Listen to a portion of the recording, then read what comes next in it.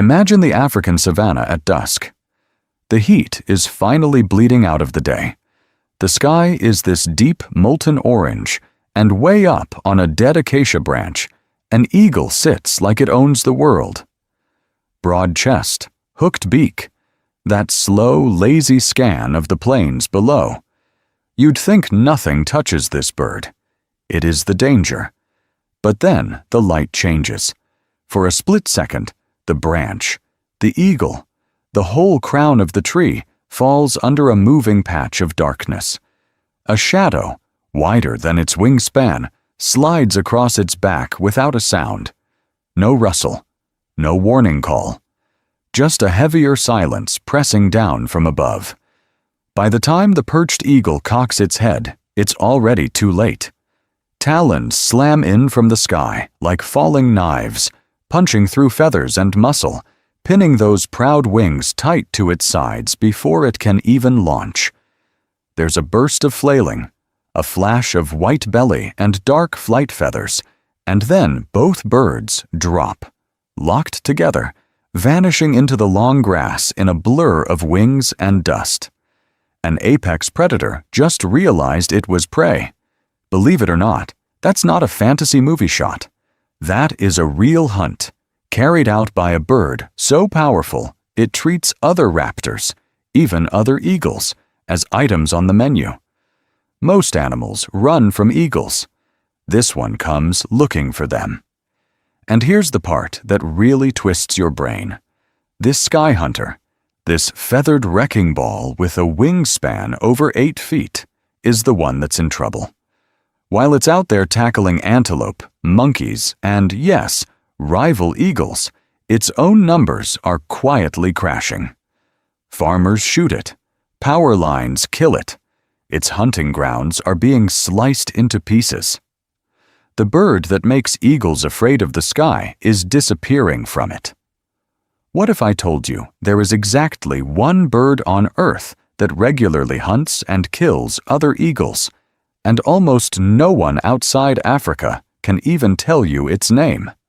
Not the average nature fan, not most of your friends, probably not you.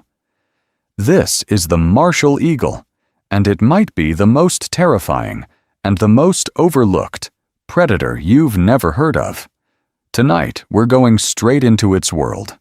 How does a bird see well enough to spot another eagle from hundreds of meters up, then drop like a missile and hit with a grip strong enough to crush bone? Why target other top predators at all? And how are we, busy building farms, roads, and power lines, quietly pushing this rare sky hunter towards silence? Stick around, because we're about to break down exactly how the martial eagle works, why it rules the air, and why its kingdom is starting to crumble. So let's zoom out for a second, because this isn't just a cool hunting clip. This is a reality check. You grew up with stories where eagles were the final boss of the sky, right? Untouchable, invincible, perched somewhere between dragons and superheroes.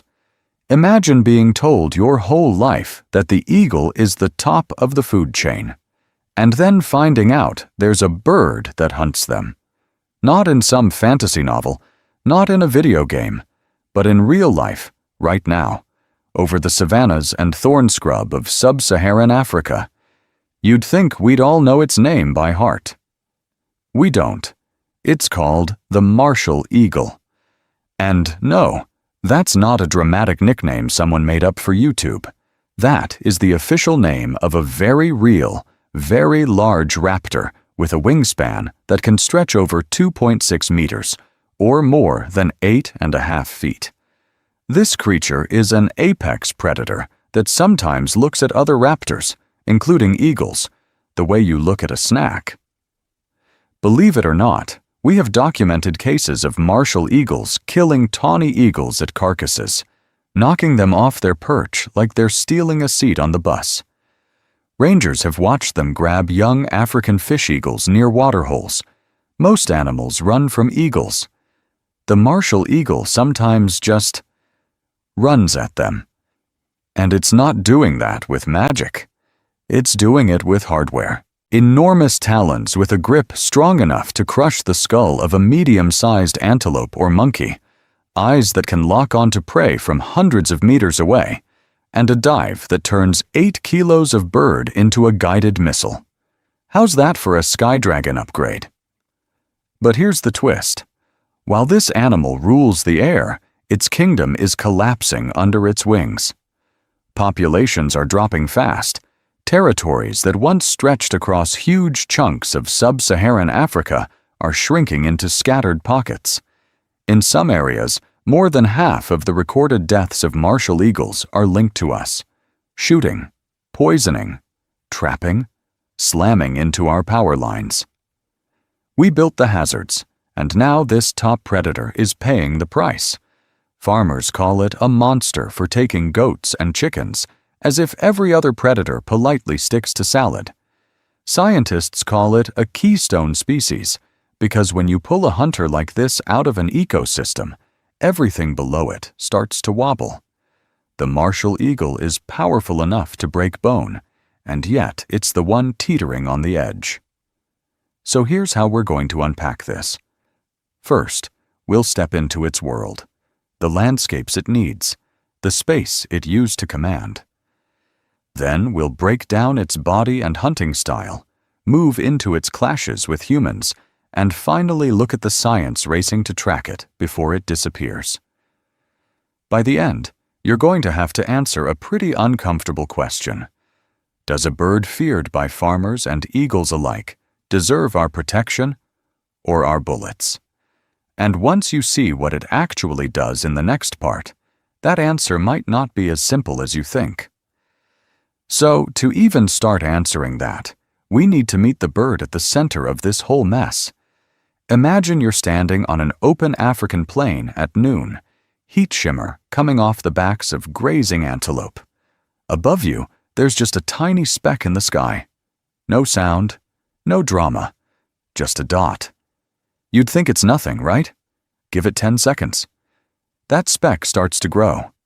Wings unfold into this broad, dark shape that glides without a single flap, sliding across the sun. A moving shadow drifts over impala herds, over warthogs, over you. And for a second, every animal down there just pauses, because they know what that silhouette means. This is the martial eagle, named like a soldier, built like a flying big cat, and, believe it or not, talked about like a monster by a lot of people who live under its flight path. It's not some cute backyard bird. This thing is armored in mottled brown and white, with heavy, barrel-shaped shoulders and legs that look like they belong on a leopard, not an animal with feathers. Let's talk scale, because video never quite does it justice. Full-grown martial eagles can hit a wingspan of up to 2.6 meters, or over 8.5 feet. That's couch-level wide. The body is thick and muscular, easily pushing past 4 kilograms, and when it turns its head toward the camera, you get those huge yellow eyes that seem to stare straight through the lens and into you. It doesn't look curious. It looks like it's doing threat calculations.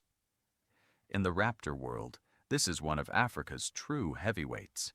It soars over savannas, woodlands, and scrub across most of sub-Saharan Africa, sharing this big predatory family tree with golden eagles and other so-called booted eagles that have feathered legs. So yeah, it's got famous cousins, but even among that crowd, the martial eagle has a reputation.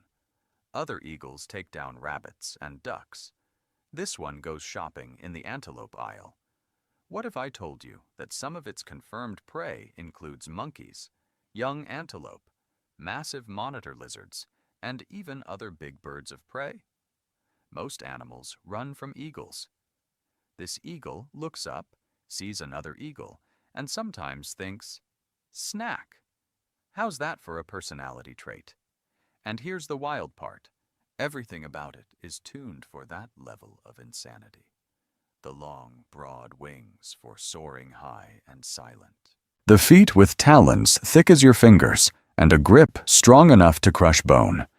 eyes that can lock onto a target from hundreds of meters away while it's still just a flicker of movement against the ground. But as extreme as that sounds, this is just the surface.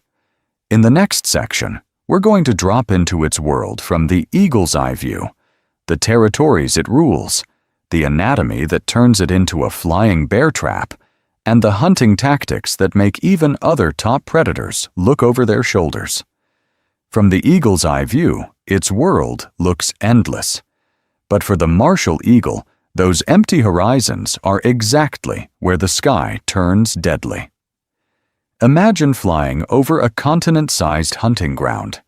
This bird's range stretches across most of sub-Saharan Africa, from the golden savannas of Kenya and Tanzania, down through South Africa's game reserves, and west across Namibia's semi-deserts and the scrublands of the Sahel. If there's open country, broken by a few tall trees or cliffs, chances are a martial eagle has at least flown over it, sizing everything below like it's scrolling a never-ending menu. You'd think a top predator like this would want dense jungle to hide in, right? Nope. Martial eagles actually avoid thick forests. They're built for space. They haunt open savannas, thorn bush, woodland edges, and rugged escarpments where the land suddenly falls away. They want big sight lines, long, clear runways of air, and just enough cover to launch an ambush without getting their 8-foot wings tangled in branches like a badly parked airplane. And the environment does not go easy on them. Midday can hit blistering heat that would cook you on the spot, but up above, towering thermals rise like invisible elevators. The eagle rides those columns of hot air thousands of meters up, barely flapping, just circling. Then, out of nowhere, the same sky can flip. Sudden storms slam across the plains, dust and rain wiping out visibility, lightning cracking over those lonely nest trees. In a world where shade is rare and cover is basically one tree every few football fields, getting caught in the open is a real problem, even when you have wings. So the martial eagle plays it smart. It nests in the only structures tall enough to matter out there, massive trees like knob thorns and jackalberries, or on rocky outcrops and cliff ledges overlooking valleys. Picture a huge stick platform, used year after year, like a skyscraper penthouse with a 360-degree view of everything that moves. From there, it can launch straight into open air, glide out over savanna or semi-desert, and lock onto prey that has no idea death is already airborne. Taxonomically, this is a booted eagle in the family Accipitridae, which just means its legs are feathered all the way down like it's wearing fluffy white pants. It's related to other heavy hitters like golden eagles and crowned eagles, but it slots into a unique niche, the long-range, open-country enforcer that patrols huge territories and isn't scared of much. Believe it or not, that includes other raptors. Its looks are tuned to that lifestyle. Dark brown upperparts blend with tree bark and rock when it's perched. White underparts speckled with dark spots break up its outline against the bright sky when something on the ground glances up. The wings are broad and built for soaring, not sprinting, trading raw speed for endurance so it can cover tens of kilometers on a single set of thermals. How's that for an energy-saving mode? And remember, this is just the stage. Next, we're going to watch what happens when this flying bear trap actually locks onto a target, especially when that target has talons of its own. Because once that flying bear trap locks on, the hardware it's working with is insane. Let's start with the eyes. Imagine a pair of headlights bolted onto a skull, but they're cameras instead, each one about as big as a human's, crammed into a head that weighs a fraction as much. Martial eagle eyes face slightly forward, which gives them overlapping fields of view and depth perception that makes your 4K TV look blurry. You'd think heat shimmer and dust would hide everything on the savanna, right? Believe it or not, this bird can still pick out a rabbit, a guinea fowl, or a smaller eagle from kilometers away through that boiling haze while it's just lazily circling on a thermal. And when it sees you, that's when the real problem starts. Because those eyes are just the targeting system. The weapons are the feet. Each toe ends in a thick, black, curved talon, longer than your middle finger, backed up by leg muscles that are basically biological hydraulic presses.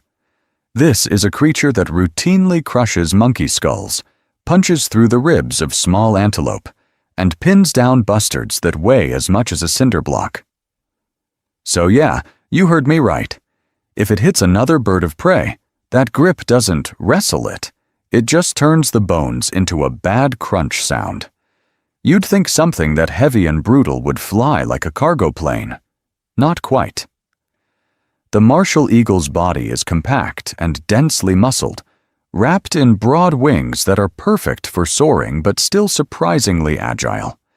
It can climb high and drift for hours, barely flapping, then suddenly fold those wings and drop in a controlled stoop, or slip off a perch in a tree and ambush like a feathery missile.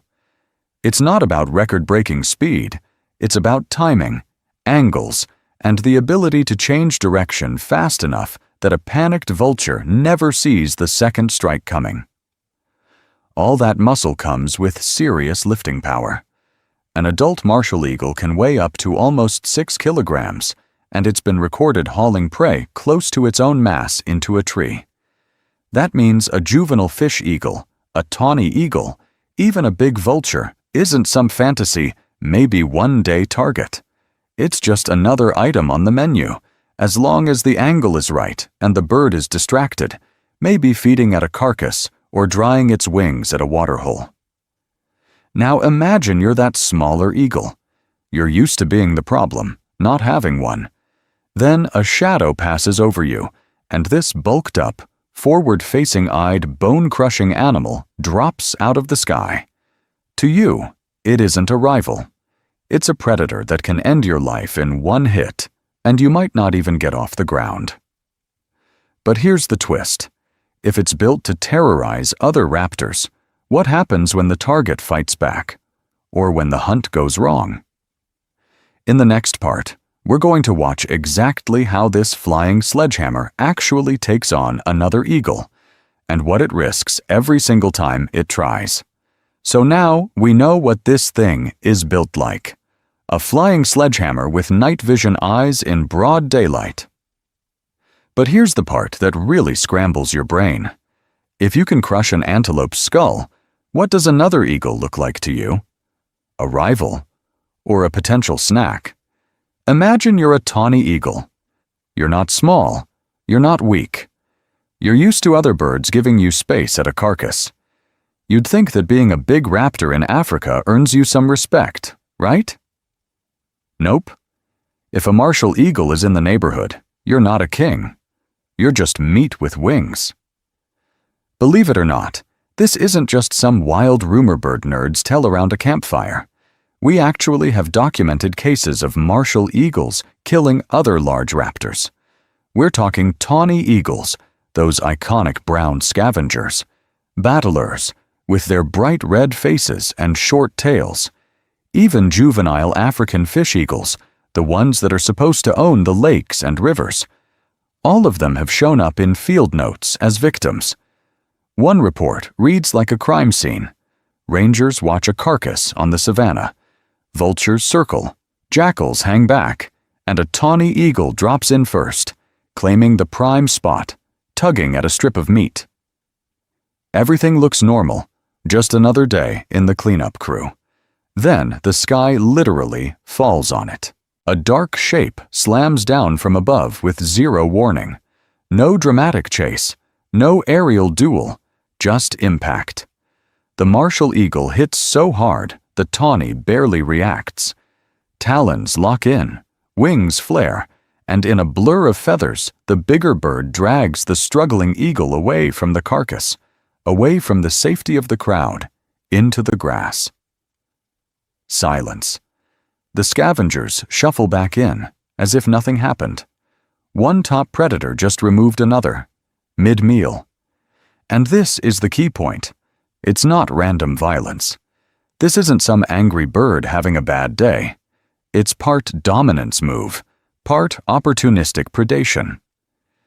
By smashing any raptor that dares to feed or perch in its airspace, the martial eagle is rewriting the rules of who gets to eat, where they sit, and how close they can come to its hunting grounds.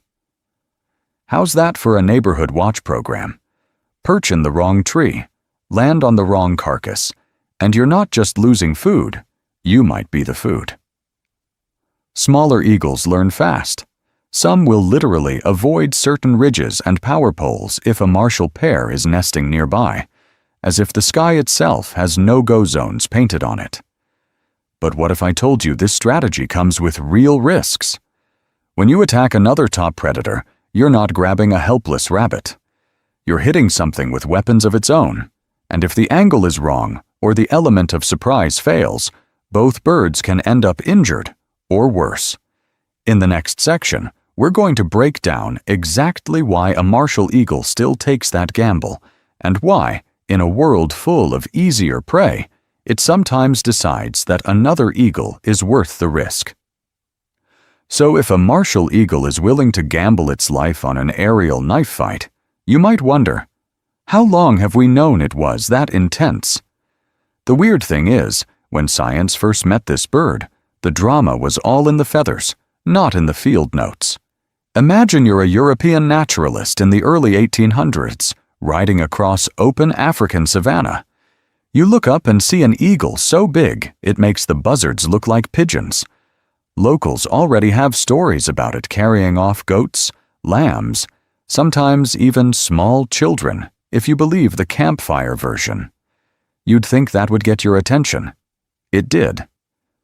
Early explorers wrote about a huge, dark eagle that villagers respected or straight up feared, an animal that watched from impossibly high thermals and dropped like a stone when it chose its target.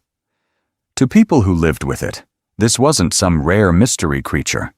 It was just part of the landscape, the bird you check the sky for before you let the chickens out. When those first skins and mounted specimens finally made it back to Europe, the museum guys had a problem. This wasn't just another eagle. It was massive, with broad wings, heavy legs, and talons that looked like they belonged on a dinosaur. So when it came time to name it, they went full drama. Martial eagle, from Mars, the Roman god of war. How's that for a first impression? The name stuck because it fit. Even sitting on a perch in some dim cabinet, the bird looked like a soldier in armor, chest boldly spotted, eyes glaring. But here's the catch. Most of what science knew about it at that point came from dead bodies and second-hand stories. The holotype, the official specimen used to define the species, couldn't exactly demonstrate how it hunted. So early descriptions leaned hard on rumor. Goats taken, monkeys snatched, a lamb vanishing into the sky. Believe it or not, talk of it killing other raptors was usually tossed in as a side note, if it appeared at all. A tawny eagle found mangled under a tree. A ranger mentioning a fish-eagle chick that must have been taken by a marshal. No photos, no video, just scribbles in field notebooks. For decades, those scattered reports stayed buried in museum archives and obscure bird journals. You'd think a bird that eats other eagles would be front-page science news, right? Nope. Without long-term watching, it sounded more like exaggeration than behavior. What if I told you it took modern field studies, satellite tags, and people literally spending years staring at the same nests to change that? As researchers started tracking individual birds and logging every hunt, a pattern emerged. This wasn't a one-off monster story. This was a predator with a very specific, very dangerous niche. And in the next section, we're going to step out of the museum drawer and into the open sky and watch exactly how an eagle becomes an eagle hunter.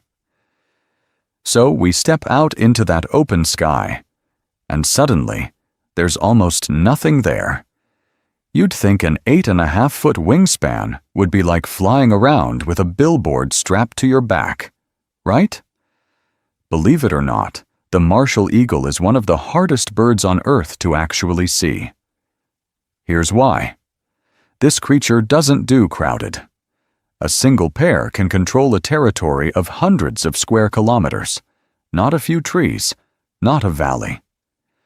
We're talking an area big enough to hold entire towns with just 2 birds patrolling it like ghost fighter jets.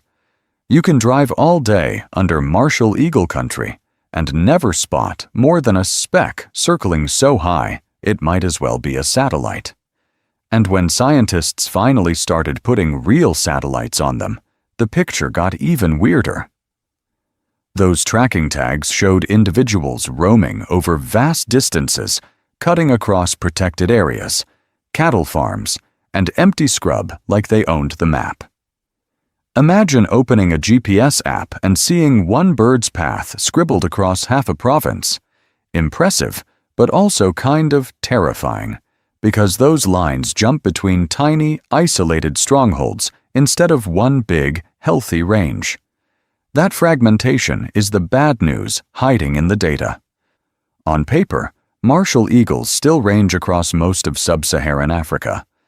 On the ground, they're vanishing.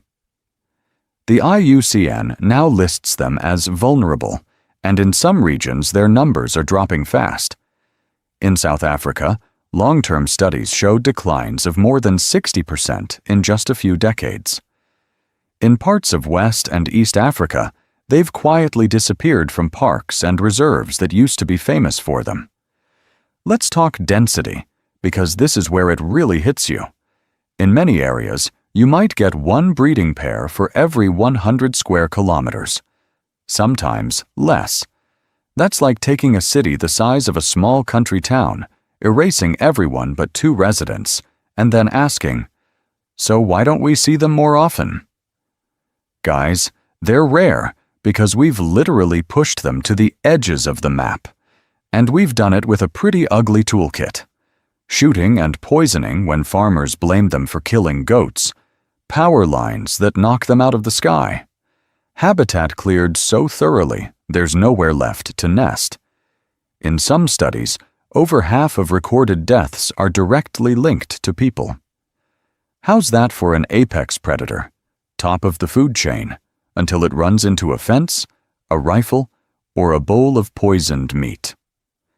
So here's the question that should bother you. If this bird lives at low density, roams over hundreds of square kilometers, and is slipping away from huge chunks of its range, how do we actually know what it's doing up there? When nobody's watching, no cameras are rolling, no ranger is nearby with binoculars. What if I told you that's exactly when it becomes something even wilder than we thought? Imagine you're on safari. You've got the binoculars, the sun hat. You're feeling like a budget David Attenborough. And the ranger says, "Look up, there's a martial eagle." You stare at this huge African sky, and you see absolutely nothing. Just blue. Maybe a vulture way off. Maybe a plane. That's it. You'd think a bird with an 8.5-foot wingspan would be hard to miss, right? Nope. Believe it or not, most people sit under a martial eagle for 10 minutes, swearing there's no bird up there, while it's literally cruising above them the whole time like a bored stealth bomber. One tiny dark speck, no flapping, just a slow, lazy circle at an altitude your brain files under background. And that's the trick. Your eyes are wired to lock onto the flashy stuff. The lilac-breasted roller that looks like it fell out of a paint factory. The hornbill that flaps across the road like a flying banana. Those grab your attention. A silent, distant dot that barely moves? Your brain goes, "Nah, that's nothing. Look at this shiny little bird over here instead." Guides see this all the time. They're like, "There, 11 o'clock, really high," and everyone lifts their binoculars and proceeds to zoom in on a random insect on the lens. Then, finally, someone lands on the right patch of sky and goes, "Oh, that thing." And suddenly, the dot resolves into this huge, blocky-headed predator, wings stretched, riding a thermal like it owns the atmosphere. How's that for camouflage? Not the usual hide in a bush, blend into the bark type. This is behavioral invisibility. Fly so high, so smooth, so consistently that you become part of the scenery. Like a stealth bomber on patrol, it's just up there, quiet, anonymous, until it decides it's time to drop out of the blue and ruin some poor animal's afternoon. Now, think about what that means for science. We struggle to see this creature when we're literally pointed at it with gear in hand. So how do you study the moments when it does something rare, like hunting another eagle? You can't exactly say, "Okay, Martial Eagle, can you do that terrifying apex predator on apex predator thing again at 3 p.m. in good lighting?" Nature does not take requests. Rangers in places like Kruger might spend years in the field and catch a handful of these events, if that. Researchers tag a few birds with satellite transmitters and watch them roam over hundreds of square kilometers. But the actual strike, the mid-air ambush on another raptor, that's almost always a rumor, a blur, or a story told over campfire coffee. So, speaking of, let's get back to it. If this bird can vanish in plain sight, what have we actually managed to see? In the next part, we're going to zoom way in on the rare moments rangers and researchers did catch it in the act, and what those scenes reveal about a hunter bold enough to put other eagles on the menu. Imagine living your whole life on the edge of a thermal, like you're riding an invisible elevator into the sky. That's a Martial Eagle's workday. Long, slow spirals up into the blue, wings barely moving, just letting the hot air do the heavy lifting while those huge yellow eyes scan every bush, termite mound, and waterhole below for the tiniest flick of movement. You'd think that kind of soaring would look relaxing, like a lazy Sunday cruise. It's not. It's surveillance. For hours, this bird just hangs up there, calm, almost bored, like nothing on earth could possibly surprise it. And then something twitches, a monkey tail, a young antelope stepping into a clearing, another eagle dropping to a carcass, and the whole vibe changes in a second. The dive is violent. One moment, it's a dot in the sky. The next, it's a missile with feathers. Martial eagles can fold those 2.6-meter wings and drop in near silence, using gravity and angle more than raw speed, lining up the strike so perfectly that by the time the prey looks up, it's already too late. Believe it or not, most hunts are decided in that half-second of panic on the ground. When soaring isn't enough, they switch to ambush mode. Perched high in a dead tree or on a rocky outcrop, they'll just sit, motionless, for an hour. 2. More. Rangers talk about driving past the same bird 3 times and thinking it was part of the branch. Then a monkey troop wanders underneath, or a small antelope browses too close, and this branch suddenly explodes downward, talons first. And they're not picky. Field teams have watched Martial Eagles slam into vervet monkeys, wrestle klipspringer and young impala, and even knock big birds straight out of the air. One ranger in Kruger described a bird that dropped onto a juvenile African fish eagle near a waterhole. Yeah, you heard me right. An eagle hunting an eagle, pinning it before it could even spread its wings. On the ground, they can be shockingly stubborn. If a diker bolts at the last second, the Martial Eagle will sometimes land and chase, half running, half hopping with those massive legs, like a very offended dinosaur that refuses to accept a no. It's not graceful, but it works often enough to stay in the playbook. What if I told you that, behind all that power, there's still a big question mark? We see the dives, the kills, the attitude switch from bored airline pilot to laser-focused assassin. But how do they decide which valley to patrol, which perch to use, when to risk attacking another top predator? Their calls, their social rules, even how pairs coordinate hunts are still mostly guesswork. And that mystery matters, because you can't protect what you don't understand. In the next part, we're going to zoom out from the daily grind and look at what happens when this apex sky predator crashes into an even bigger force: us. But here's the uncomfortable truth. Even with all our satellites, scopes, and fancy tracking tags, there's one basic question we still can't answer.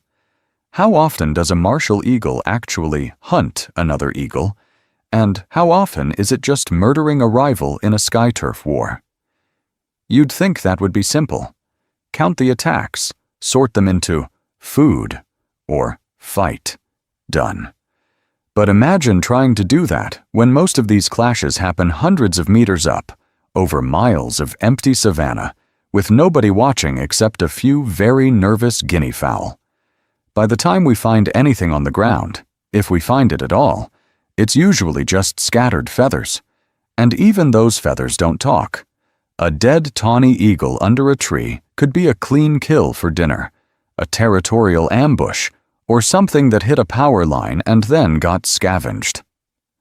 The carcasses of raptors are rare, get eaten fast, and are almost never neatly labeled, killed by martial eagle at 4:17 p.m. Motive: hunger.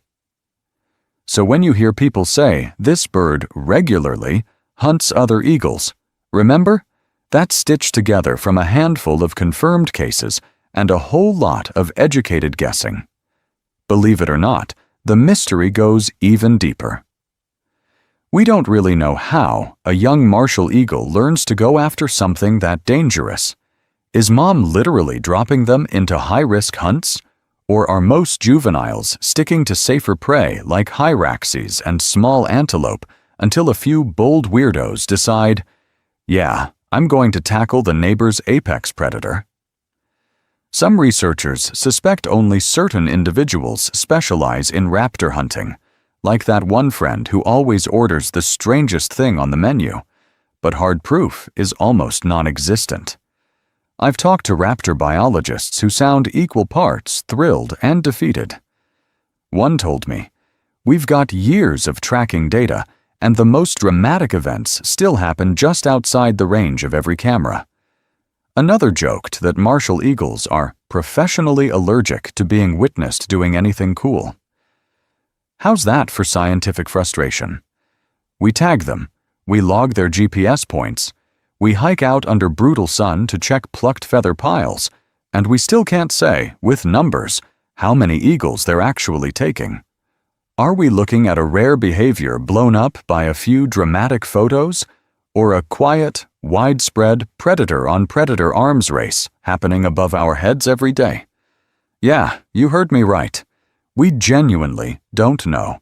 And while scientists are stuck chasing fragments of data and half-finished stories in the clouds, there's another group that isn't waiting for peer review.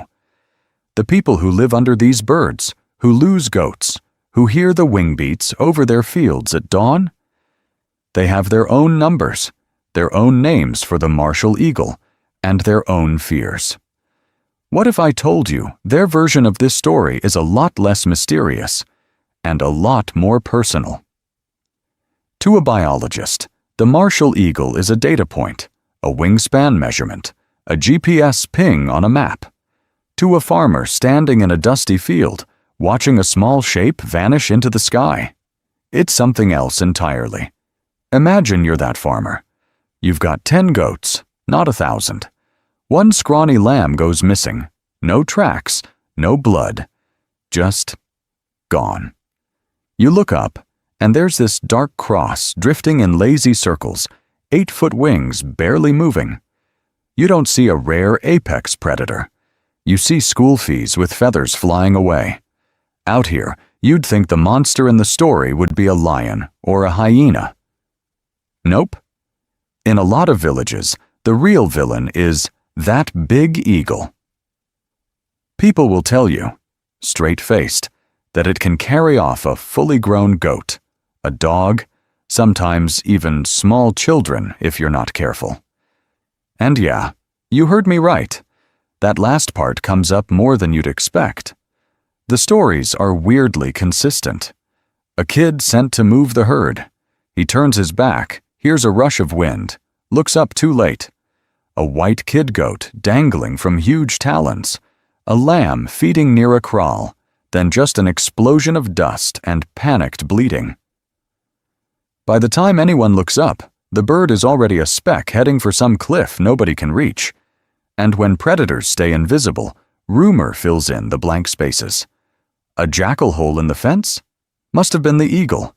A lamb born weak and lost in the long grass? Eagle. Carcass found half-eaten by something on the ground? Also eagle. It's the perfect suspect. Always guilty. Never in court. Believe it or not, you can't totally blame people. This is a genuinely intimidating creature. It has eyes that pick out movement from hundreds of meters away, and feet strong enough to crush monkey skulls and knock down small antelope. When that shadow passes over your field, your brain doesn't go, "Ah yes, a vulnerable keystone species." It goes, "Hide the goats." So fear, real losses, and campfire exaggeration all fuse into this idea of a monster in the sky. You get nicknames that translate to goat thief, killer bird, even sky leopard. It's dramatic, but when you're counting animals by hand at sunset and one is missing, drama feels pretty accurate. But here's the twist. Some of those stories are blown way out of proportion, passed from neighbor to neighbor until the lamb becomes a cow, and the cow becomes, somehow, a person. Yet some are absolutely true. Martial eagles do take goats and lambs, and when you only own a few, losing one is not a funny wildlife anecdote. It's food off the table. So which is it? Monster or misunderstood hunter just doing what it evolved to do? Speaking of, let's get back to it, because to really answer that, we have to drop the rumors and look at hard numbers. What martial eagles actually eat, and how often they really go after livestock instead of wild prey. So let's strip away the legend for a second and talk about what's really on the menu. Because you'd think a bird that can knock an eagle out of the sky must be living on some kind of all-raptor buffet, right? Yeah, you heard me right. The reality is way less supervillain and way more practical. Day to day, a martial eagle is shopping in the medium-sized mammal aisle. Imagine it cruising over rocky hillsides, scanning for rock hyraxes huddled on boulders, or vervet and some mango monkeys slipping through the canopy. Those are classic targets.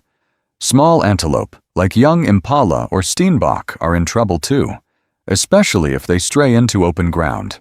Then you've got big birds on the list. Guinea fowl exploding out of bushes, heavy bustards lumbering into the air just a bit too slowly, even storks if they're not paying attention. And it doesn't stop there. This bird is totally fine going full reptile mode. Large lizards, monitor lizards, snakes sunning themselves on termite mounds, all fair game. It's like a one raptor cleanup crew for anything in that rabbit to small antelope size range. Believe it or not, when scientists actually sift through pellets and check carcasses, that wild prey makes up the bulk of what they find. So where does livestock come in? This is where things get messy. Martial eagles absolutely can and do take young goats, lambs, or even small calves if the opportunity is just too perfect. If you're a herder and you only own 10 animals, losing one is huge, and it sticks in your memory way more than some anonymous hyrax disappearing on a cliff.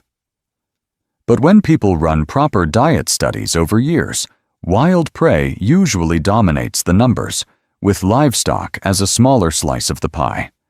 Now, about those other raptors. What if I told you that eagle-on-eagle violence is more like a bonus round than the main game? Taking on another big bird of prey is risky. Those talons cut both ways. So when a martial eagle nails a tawny eagle at a carcass or grabs a young African fish eagle near a waterhole, that's a high-risk, high-reward move, not a daily habit. And here's the twist. Killing rival raptors isn't just about getting a meal. It also removes competition. Fewer other eagles and vultures around a carcass means more food for you. Fewer hunters patrolling the same patch of savanna means more chances to grab those monkeys and antelope without a turf war. How's that for multitasking? Getting this balance right. Wild prey, occasional livestock, and those rare but dramatic raptor kills is crucial. If we exaggerate the livestock attacks, people push for lethal control.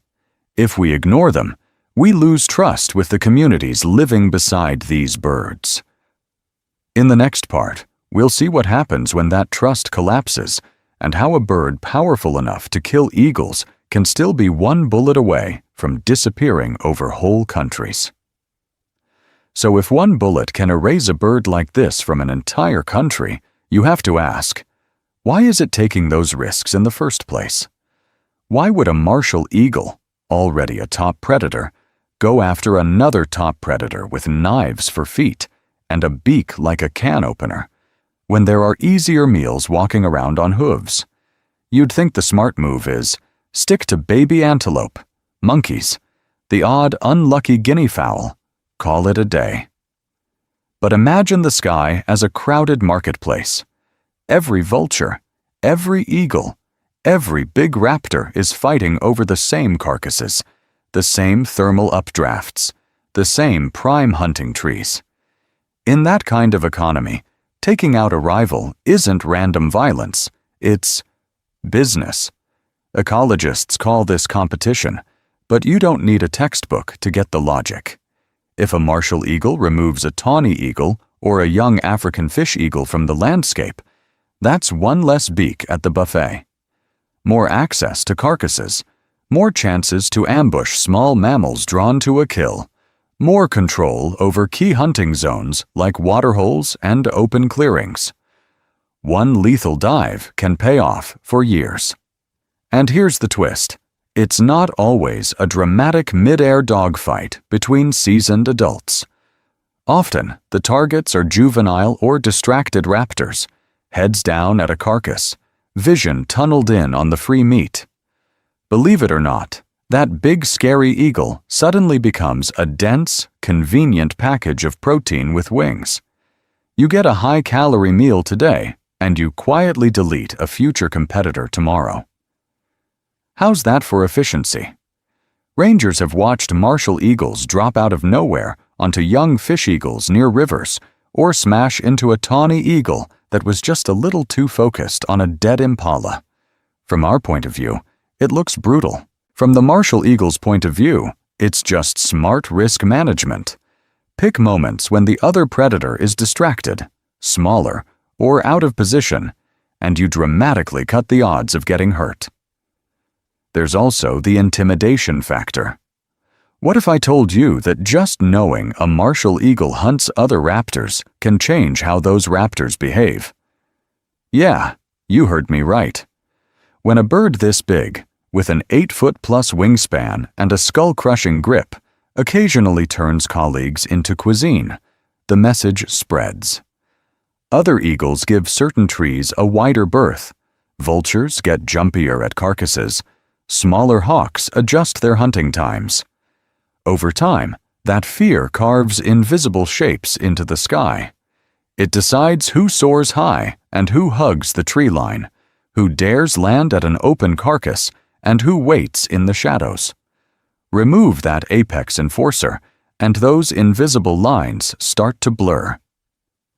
In the next part, we're going to see what happens when you pull a predator like this out of the system, and why the aerial food web doesn't always rearrange in the way you'd expect. So let's zoom out for a second. That apex enforcer we just talked about?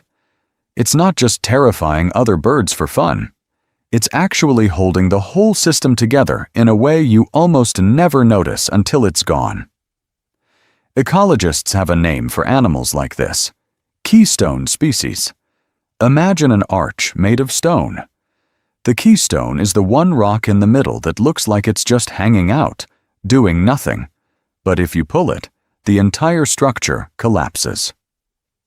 A top aerial predator like the martial eagle is that rock in the African sky, quietly controlling populations of mid-sized mammals and birds that would otherwise explode in number. You'd think one less eagle up there wouldn't matter, right? It's just a bird. But this is a bird that can crush the skull of a small antelope, snatch a vervet monkey out of a tree, and pick off big ground birds like guinea fowl or bustards. By pruning those populations, it keeps a lid on the middle class of the food web, the creatures that eat seeds, leaves, fruits, eggs, and pretty much anything else they can get their hands on. Now imagine you delete the martial eagle from that picture. Believe it or not, the first thing that happens isn't silence. It's noise. More monkeys raiding nests and crops. More medium antelope hammering young saplings and shrubs. Ground birds multiplying and stripping seeds before they ever touch soil. Suddenly, you don't just have more prey. You have more mouths reshaping the landscape, from river edges to open savanna. And predators don't exist in a vacuum either. When martial eagles vanish, other hunters start shifting. Jackals, caracals, even smaller raptors move differently when they're not constantly glancing up for an 8.5-foot wingspan dropping out of the sun. Some species may expand into new areas. Others bunch up around carcasses they used to avoid. Scavengers, like vultures and marabou storks, find carcass scenes less dangerous, which sounds great, until you realize those carcasses are now often bigger herbivores that died because the system is out of balance. Here's the twist. By eating plant eaters, the martial eagle is indirectly protecting plants. What if I told you a single eagle pair patrolling a valley can reduce how bold monkeys are when they raid fruiting trees, or how confidently young antelope linger in open browse areas? That fear line they draw in the air trickles all the way down to which seedlings survive and which get nipped off the second they sprout. And we can't ignore the raptor drama. Martial eagles don't just scare other birds of prey, they kill them. Tawny eagles, battleures, even young African fish eagles sometimes end up as lunch. Yeah, you heard me right. That means they're shaping which raptors dominate which habitats, who controls carcasses, who owns the river edges. It's a whole extra layer of sky politics we barely see from the ground. So losing the martial eagle isn't just losing one rare, unique creature off a checklist. It's pulling a stabilizing force out of the African sky and watching invisible boundaries between predators, prey, and plants start to wobble. In the next part, we'll look at what's actually driving that loss and why this giant hunter is suddenly the one in the crosshairs. And once you know the martial eagle is in the crosshairs, you can't unsee it. Because the closer you look at this giant bird, the more you realize it's not just drifting toward trouble, it's flying straight into a minefield we built. Let's start with the obvious one: habitat.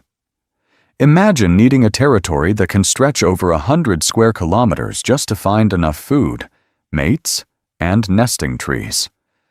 That's the martial eagle's reality.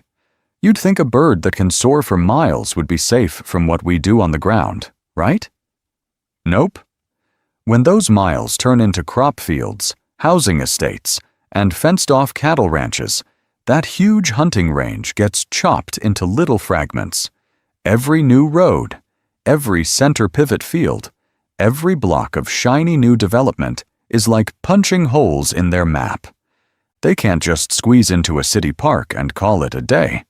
These are apex predators that need tall trees for massive nests, open areas to spot prey, and quiet space to raise a chick that takes years to mature. Fragment the habitat, and suddenly every flight crosses someone's boundary line. And that's where the real danger kicks in. Because a lot of people don't see an endangered raptor. They see a chicken thief, or a lamb killer, or just a problem bird that might possibly, one day, look at their goats funny. So they shoot. They poison carcasses. They set traps. Believe it or not, in some regions, more than 60% of recorded martial eagle deaths are directly linked to humans, not storms, not disease. Us. There are birds found under power lines with broken wings after collisions. Others are electrocuted when they use pylons as the perfect lookout perch, which, from a bird's point of view, is exactly what that giant metal tree is for. Some are picked off because they were caught near a farm at the wrong time, as if any wild animal wouldn't grab an easy meal if you left it lying around. Now, here's the really scary part. We don't even know exactly how many martial eagles are left. Counting a rare, wide-ranging hunter that can soar thousands of meters up is not exactly like doing a backyard bird survey. Different studies give different numbers, and the IUCN has to work with estimates and patchy data. But across much of their range, the trend line points the same way. Down. Fewer nests. Fewer juveniles surviving. Longtime rangers quietly saying, "We used to see them here all the time." How's that for a warning light on the dashboard? So if fear, rumor, and old stories about monster eagles are helping push this animal out of the sky, what if I told you that changing how we see it might be one of the strongest tools we have left, and that in the next part, we'll find out whether a shift in perception can actually pull an eagle back from the edge. So before we dive into whether a change in how we see this bird can actually pull an eagle back from the edge, guys, quick breather. Because imagine you and me out there, trying to film this in real life. It sounds epic, right? Until you've actually spent 8 hours standing in the African sun, staring at an empty patch of sky, slowly turning into a piece of overcooked toast. You'd think watching one of the rarest apex predators on the planet would feel glamorous. Yeah, you heard me right. It's mostly you, a tripod, and the creeping realization that your water bottle ran out 3 hours ago. I remember one trip where we were tracking martial eagles near a waterhole. Perfect spot, perfect light, zero shade.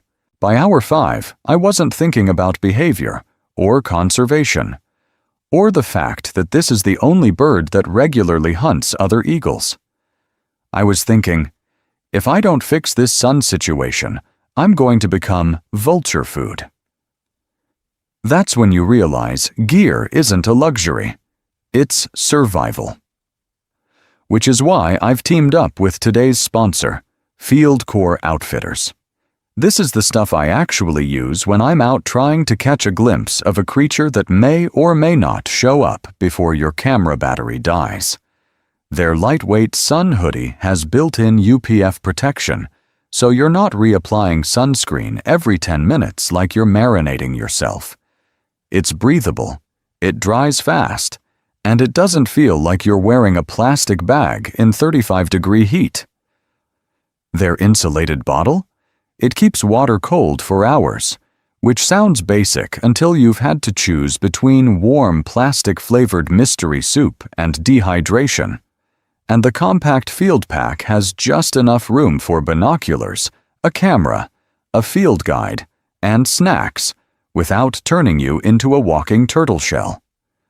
Great for long hikes, great for wildlife watching, really just essential if you like your organs functioning. What if I told you that grabbing this stuff actually helps the animals we're talking about? Because it does. Field Corps is giving you 20% off your first order when you use the code EAGLEHUNTER at checkout.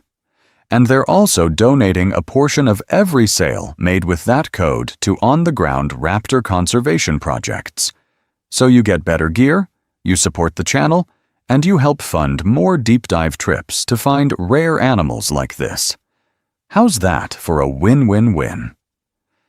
Guys, one of the absolute best things you can do if you love this kind of content is support the sponsors that let us spend weeks in the field instead of 5 minutes on Google Images.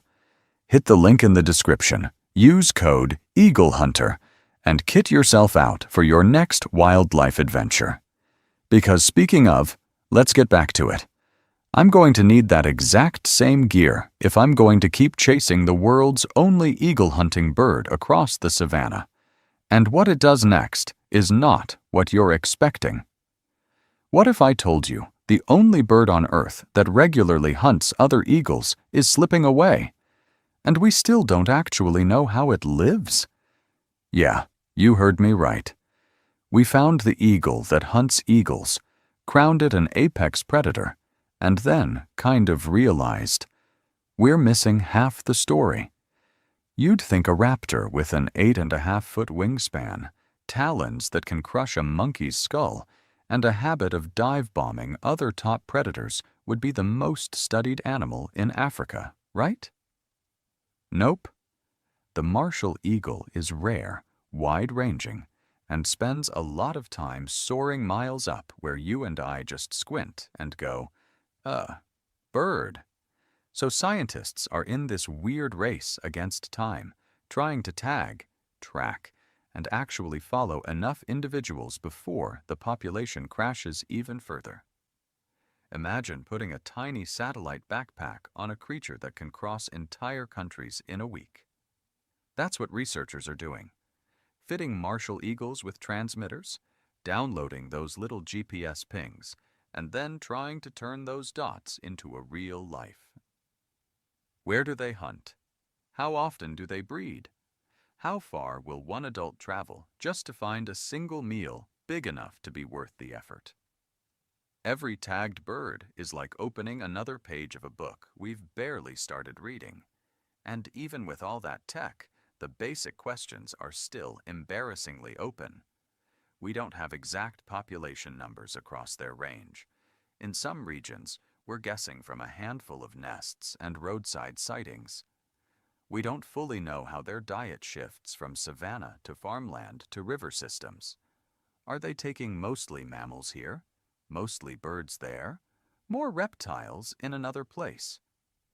How often do they actually target other raptors, like tawny eagles or young fish eagles, versus just grabbing the nearest unlucky guinea fowl? Believe it or not, that last part really matters. If a Martial eagle is regularly killing other big raptors, it's not just a cool fact for your next trivia night. It changes how energy and fear move through the whole ecosystem. But if this species crashes before we can model that, those answers don't just get delayed, they get sealed off. Extinction, or even a severe decline, would lock those mysteries away forever, leaving us with a few blurry photos, some field notes, and stories from old rangers about the time they saw an eagle take another eagle out of the sky. So imagine a kid, 50 years from now, scrolling through videos, hearing about an eagle that hunted other eagles, and realizing they will never see it for themselves. No shadow passing over the savannah, no binoculars shaking as this huge shape rises from a kill. Just archived clips and museum specimens. And the uncomfortable question is, are we going to let that happen while we still don't really know what this bird can do? So how do we answer that question without just making up a cool story about a sky monster? We need receipts, not campfire tales, not "my cousin's friend once saw." Actual data. When scientists want to know what a Martial eagle really does, they basically turn it into a flying science project. They fit the bird with tiny GPS tags that ping its location every few minutes, so you can literally watch its hunting routes draw themselves across the savannah. They sit under nests for hours, days, seasons, monitoring with scopes and cameras, counting every prey item dragged in. They collect prey remains under favorite perches, sorting bones and feathers like crime scene techs, matching them to species. And they do systematic field observations, writing down who attacked who, from what angle, at what time. It's not glamorous. It's just really, really careful. Now compare that to what you hear if you sit with a herder under an acacia tree. That eagle took my lamb. That one stole a jackal. It killed a vulture the size of a man. You'd think some of these stories sound a bit upgraded. And yeah, sometimes they are. A jackal found half-eaten near a tree? Easy to blame the big, scary bird you actually saw, not the hyena that slipped away before dawn. But here's the twist. Those same stories sometimes nail patterns science misses. A ranger might say, "We keep finding plucked feathers of smaller eagles under that one cliff," long before anyone's GPS data hints at eagle-on-eagle ambushes there. A fisherman may casually mention a martial eagle hitting young fish eagles at a certain dam every dry season. Believe it or not, that offhand comment can become the lead that sends a research team out with cameras and scopes. The hard part is proving it. When one eagle kills another, the evidence doesn't sit around waiting for a documentary crew. Carcasses drop into thick grass, get dragged off by jackals, picked clean by vultures, or just vanish into a crocodile's mouth. By the time a scientist gets there, you might have 6 feathers, a broken wing bone, and a lot of question marks. Was it killed? Did it fall? Did something else finish it off? Imagine trying to solve a murder when half your witnesses literally flew away. So the real power move is combining both worlds. Use local knowledge as the rumor mill that never sleeps, then let the tech and the notebooks play detective. A cluster of GPS points over one waterhole, plus repeated reports from guides about raptors disappearing there. That's where cameras go up. That's where you sit in the heat and wait. What if I told you that when you do that, you start getting the rare on-camera proof? In the next part, we're going into the confirmed cases. Martial eagles taking other raptors, even other eagles, with dates, places, and exactly how it went down. And once those cameras go up, the stories you've heard in camp start to feel a lot less like campfire myths and a lot more like crime scene reports from the sky. In Kruger, rangers will tell you about one particular waterhole where the African fish eagles nest nearby. You'd think the fish eagles would be the bullies of that shoreline, right? Big, loud, classic movie soundtrack scream.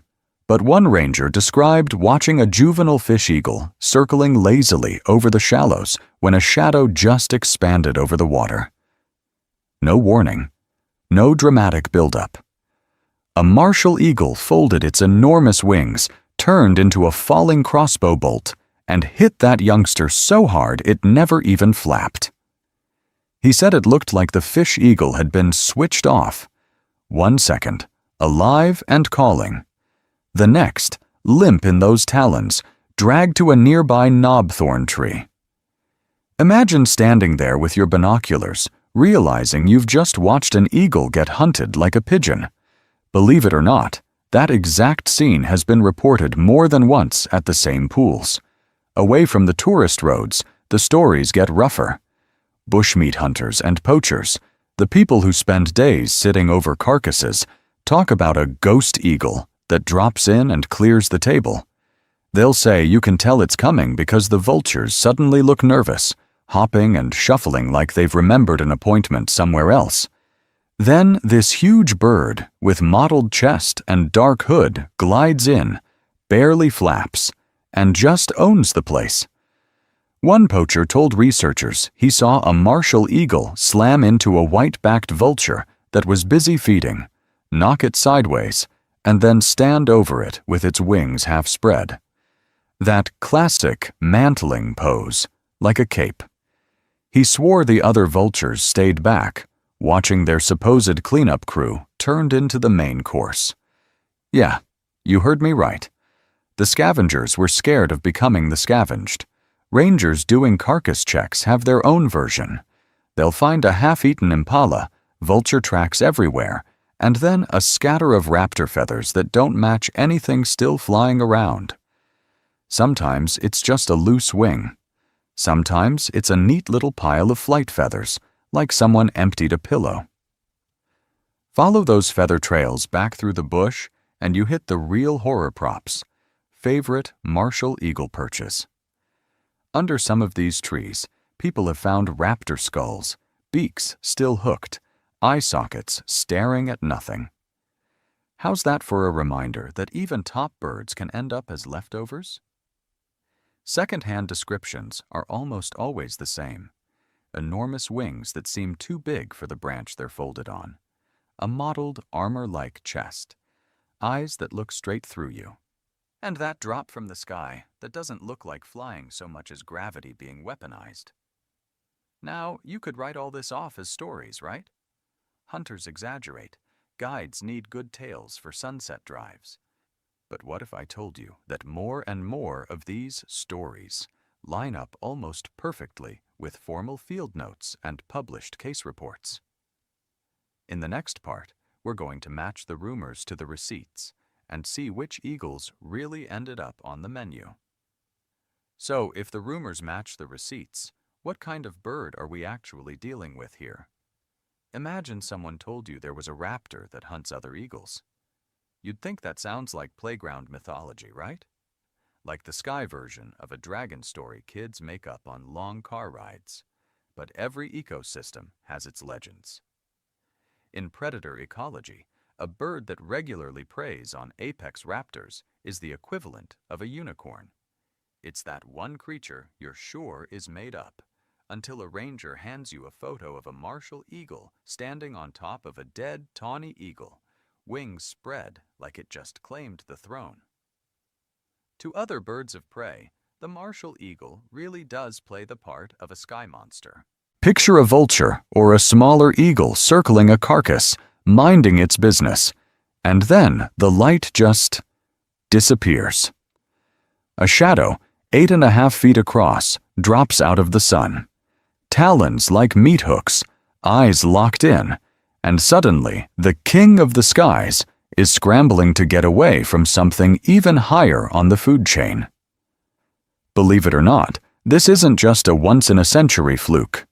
Across sub-Saharan Africa, field notes and park reports keep turning up the same pattern. Martial eagle swoops in. Other raptors scatter. Sometimes they're just bullied off the buffet. Sometimes they're actually on the menu. Tawny eagles, bateleurs, even young African fish eagles have all shown up as confirmed prey. And globally? Birds that routinely hunt other big raptors are vanishingly rare. Most apex birds of prey are busy going after mammals, fish, or carrion. They don't look up and think, yeah, that other eagle would make a nice snack. The martial eagle is one of the only animals that treats fellow top predators as just another protein source, which is, how's that for a resume line? What if I told you this unicorn isn't just about size or attitude, but about how it hunts? This is a bird that can soar so high you barely see it, then fold its wings and dive with enough force that its grip can crush the skull of a small antelope. Now aim that same weaponry at a rival raptor that never saw it coming. No wonder other birds give it so much airspace. And yet, while it plays the mythical beast in the sky, on the ground it's in real trouble. Habitat is shrinking. Farmers shoot or poison it for taking goats. Power lines slice through its flight paths. You end up with this bizarre contrast. A legendary predator that terrifies eagles, and a vulnerable species that can be wiped out by a single baited carcass. So let's strip away the legend. In the next part, we're going to walk through specific, documented attacks, dates, places, species. where this so-called unicorn stops being a story and shows you exactly how real a bird that hunts eagles can be. So let's cash that promise in, because this isn't just legend anymore. This is one tawny eagle that picked the wrong lunch table. Picture a dry savanna clearing in southern Africa, heat haze, dust, and in the middle of it all, a zebra carcass bloating in the sun. Vultures are everywhere, piling on top of each other, wings out, hissing like a broken radiator. A tawny eagle drops in, shouldering its way through the chaos, finally getting a spot at the buffet. You'd think, with that hooked beak and attitude, it's the boss here, right? Nope. High above, almost a speck, another shape is circling. Broad wings, dark head, white underparts. Rangers watching through scopes later confirmed it. An adult martial eagle, the biggest eagle in this sky. And it is not here for the zebra. It's here for the competition. The tawny is locked in on meat, ripping strips, glancing up only when a vulture gets too close. Classic mistake. Because while all the drama is happening on the ground, the martial is doing what it does best. Waiting. Imagine having the power to crush a small antelope in your feet and still choosing patience as your main weapon. Then it happens. The circling stops. Wings tuck. The bird turns into a falling stone with feathers. Observers estimated the stoop at more than 150 kilometers an hour, and you can actually see the moment the tawny realizes something is wrong. It flares its wings, half jumps. Too late. Impact. A dull thud lost under the vulture noise. The martial hits from behind and slightly to the side, one foot punching into the tawny's back, the other clamping over the head and neck. Talons lock in like living steel. No warning, no aerial dogfight, just a surgical strike. Believe it or not, the whole struggle lasts seconds. The tawny flaps twice, 3 times, then goes limp as the marshal's grip cuts off blood and air. While the vultures shuffle back, confused, the bigger eagle does something that really seals the deal on what we're watching. It lifts. Not straight up, but in a low, powerful haul away from the carcass, dragging the dead tawny across the ground before gaining enough lift to clear the scrub. Yeah, you heard me right. An eagle carrying another eagle like it's just another piece of meat. So how do we know this wasn't just a case of mistaken identity? The observers were experienced field biologists with cameras and scopes. They logged plumage details, size, behavior, even the underwing pattern of the martial as it climbed. Photos and notes went into a published case report, one of the clearest records of a martial eagle deliberately killing another raptor. What does that tell us? This is strategy, not accident. The marshal waited until the tawny was distracted, hit with precision, and removed a rival from the feeding ground in under a minute. It's a rare, brutal reminder that for this bird, other eagles aren't colleagues. They're competition. And sometimes they're dinner. And if it can do that to a tawny, what happens when the target is bigger, louder, and a lot more territorial? In the next case file, we scale this up. So if a tawny eagle can vanish in under a minute, what happens when the victim is a bird that thinks it owns the shoreline? Imagine a lake at sunrise in Kruger, glassy water, hippos grunting in the distance, and a young African fish eagle perched like it's starring in a postcard. You'd think that bird is untouchable. Big, loud, iconic call, sitting on its favorite snag above the water like a king on a throne. Rangers will tell you, though, that for a martial eagle, that's not a throne. It's a menu. Over the years, they've reported multiple cases of martial eagles taking juvenile fish eagles right off those perches around lakes and waterholes. Picture this juvenile, The plumage is still patchy brown and white, not that crisp adult chocolate and chestnut yet. It's still learning to fish, still missing more dives than it hits, still screaming for food when it gets frustrated. Its whole world is the water in front of it. Fish below, crocs on the bank, maybe that nosy heron nearby. What it's not thinking about is the sky behind the tree line. Up there, a martial eagle is circling so high you'd just write it off as another speck. But this bird isn't just drifting. It's using the terrain like a sniper uses cover. It waits until the fish eagle settles into its predictable routine, then slides along the line of the ridge, keeping trees between its body and the victim. And here's the nasty part. It lines itself up with the sun. Believe it or not, that sun angle matters. With the glare in the juvenile's eyes, the approaching shape is just a darker patch in an already blinding sky. By the time the martial eagle folds its wings and drops, it's basically a silent missile. No warning call, no dramatic duel in the air, just a blur of feathers and those talons slamming down with enough force to crush a monkey's skull. Rangers have watched this play out in seconds. One moment, that young fish eagle is screaming its classic call across the bay. The next, the sound cuts off mid-note as the marshal hits, pins it to the branch, or even knocks it straight into the shallows, then hauls the body away like it weighed nothing. How's that for a bad first year out of the nest? Juveniles are perfect targets. They use the same obvious perches every day. They're focused on learning to hunt, and they haven't built that paranoid scan-every-angle awareness adults have. It's like they're following a script the martial eagle has seen 1,000 times. And that's the point. These aren't random collisions between big birds.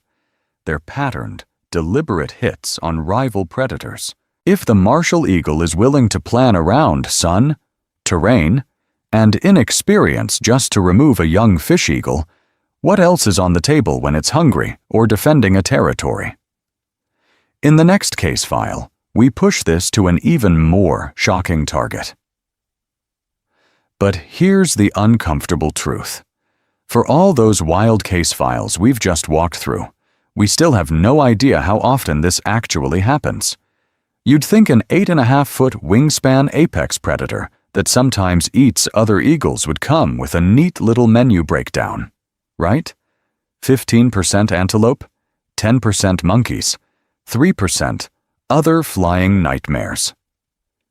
Believe it or not, when it comes to martial eagles, the numbers get really fuzzy really fast. Part of the problem is that we're trying to measure rare behavior in a rare animal across a massive sky. Imagine what has to line up to catch one of these hits.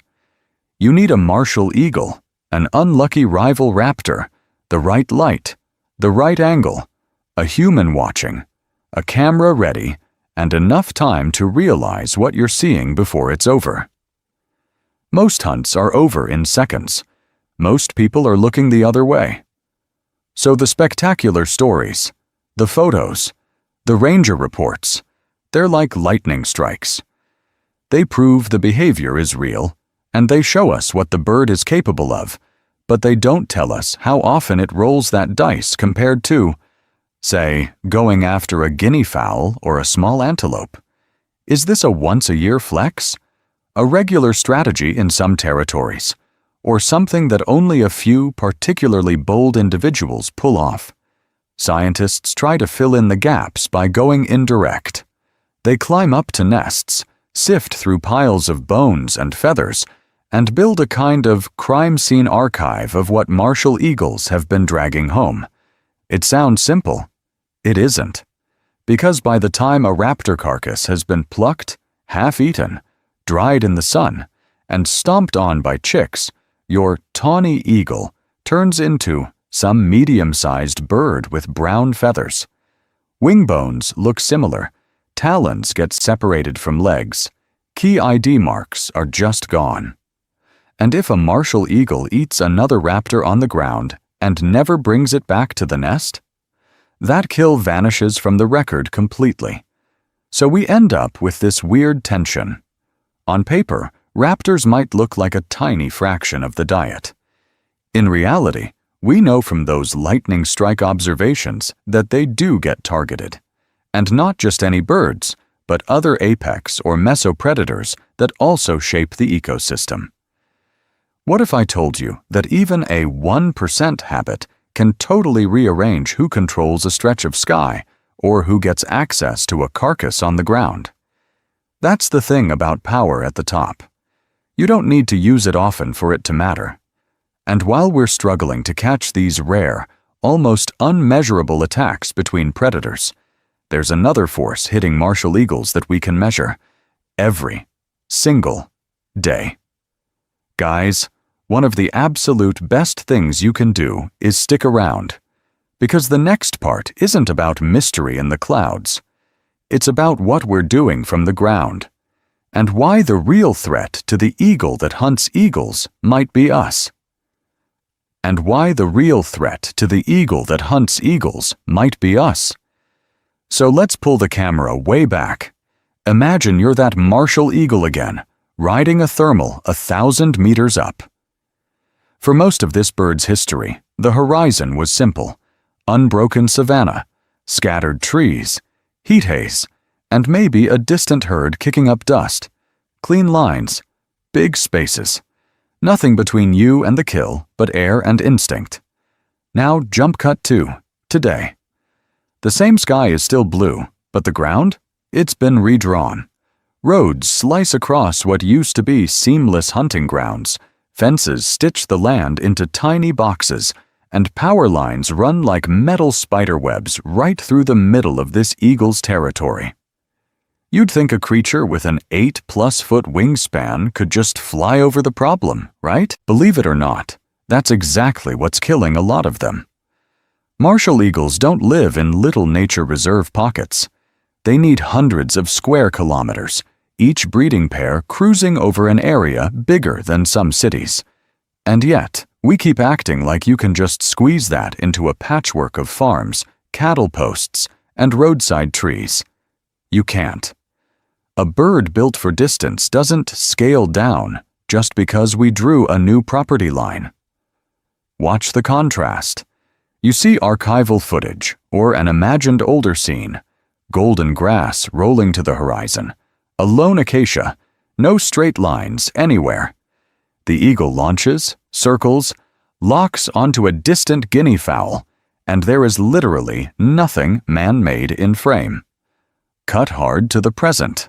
The same bird banking, but now it has to thread between pylons, dodge radio towers, and navigate a maze of barbed wire and busy highways. For a soaring hunter, every new object we plant in the landscape is a problem. A power line isn't just an eyesore, it's a high-speed ambush the eagle never evolved to see coming. One misjudged glide, and those massive wings clip a cable. A perfect hunting perch turns into a live wire, and that proud silhouette becomes another electrocution statistic. Nest trees are felled for firewood or cleared for crops, and suddenly the tallest tree is a transmission tower that can fry your mate. And here's the twist. From the ground, it can look fine. You might see a few trees, a bit of open field, maybe even an eagle once in a while, and think, looks wild enough. But from the sky, that same area is a broken mirror of tiny fragments, dead ends, and danger zones. How's that for a perspective shift? Because this isn't just about one bird hitting one wire. It's about how all these human-made obstacles stack up, day after day, on top of shooting, poisoning, and everything else we're throwing at them. Speaking of, let's get back to it, because next we're diving into those specific threats, and how even a predator tough enough to hunt other eagles can't outfly what we're building. Go, let's zoom in on what everything else we're throwing at them actually looks like, because it's not just one bad day for one bird. It's a hit list with our fingerprints all over it. First up, persecution. You'd think an apex predator that keeps baboons, guinea fowl, and even other raptors in check would be every farmer's best friend, right? Nope. In a lot of rural areas, if a lamb goes missing or a chicken vanishes, the martial eagle is instantly guilty. No witness, no camera trap, no feathers at the crime scene, just a big silhouette in the sky and a shotgun coming out of the truck. Imagine being a rare, slow-breeding eagle, and every time you cross a field, someone assumes you're shopping for their livestock. There are documented cases of farmers shooting or trapping these birds purely on suspicion, even where studies show that most of their diet is wild prey. It's like blaming a great white shark for every lost surfboard, as if all sharks wouldn't do that.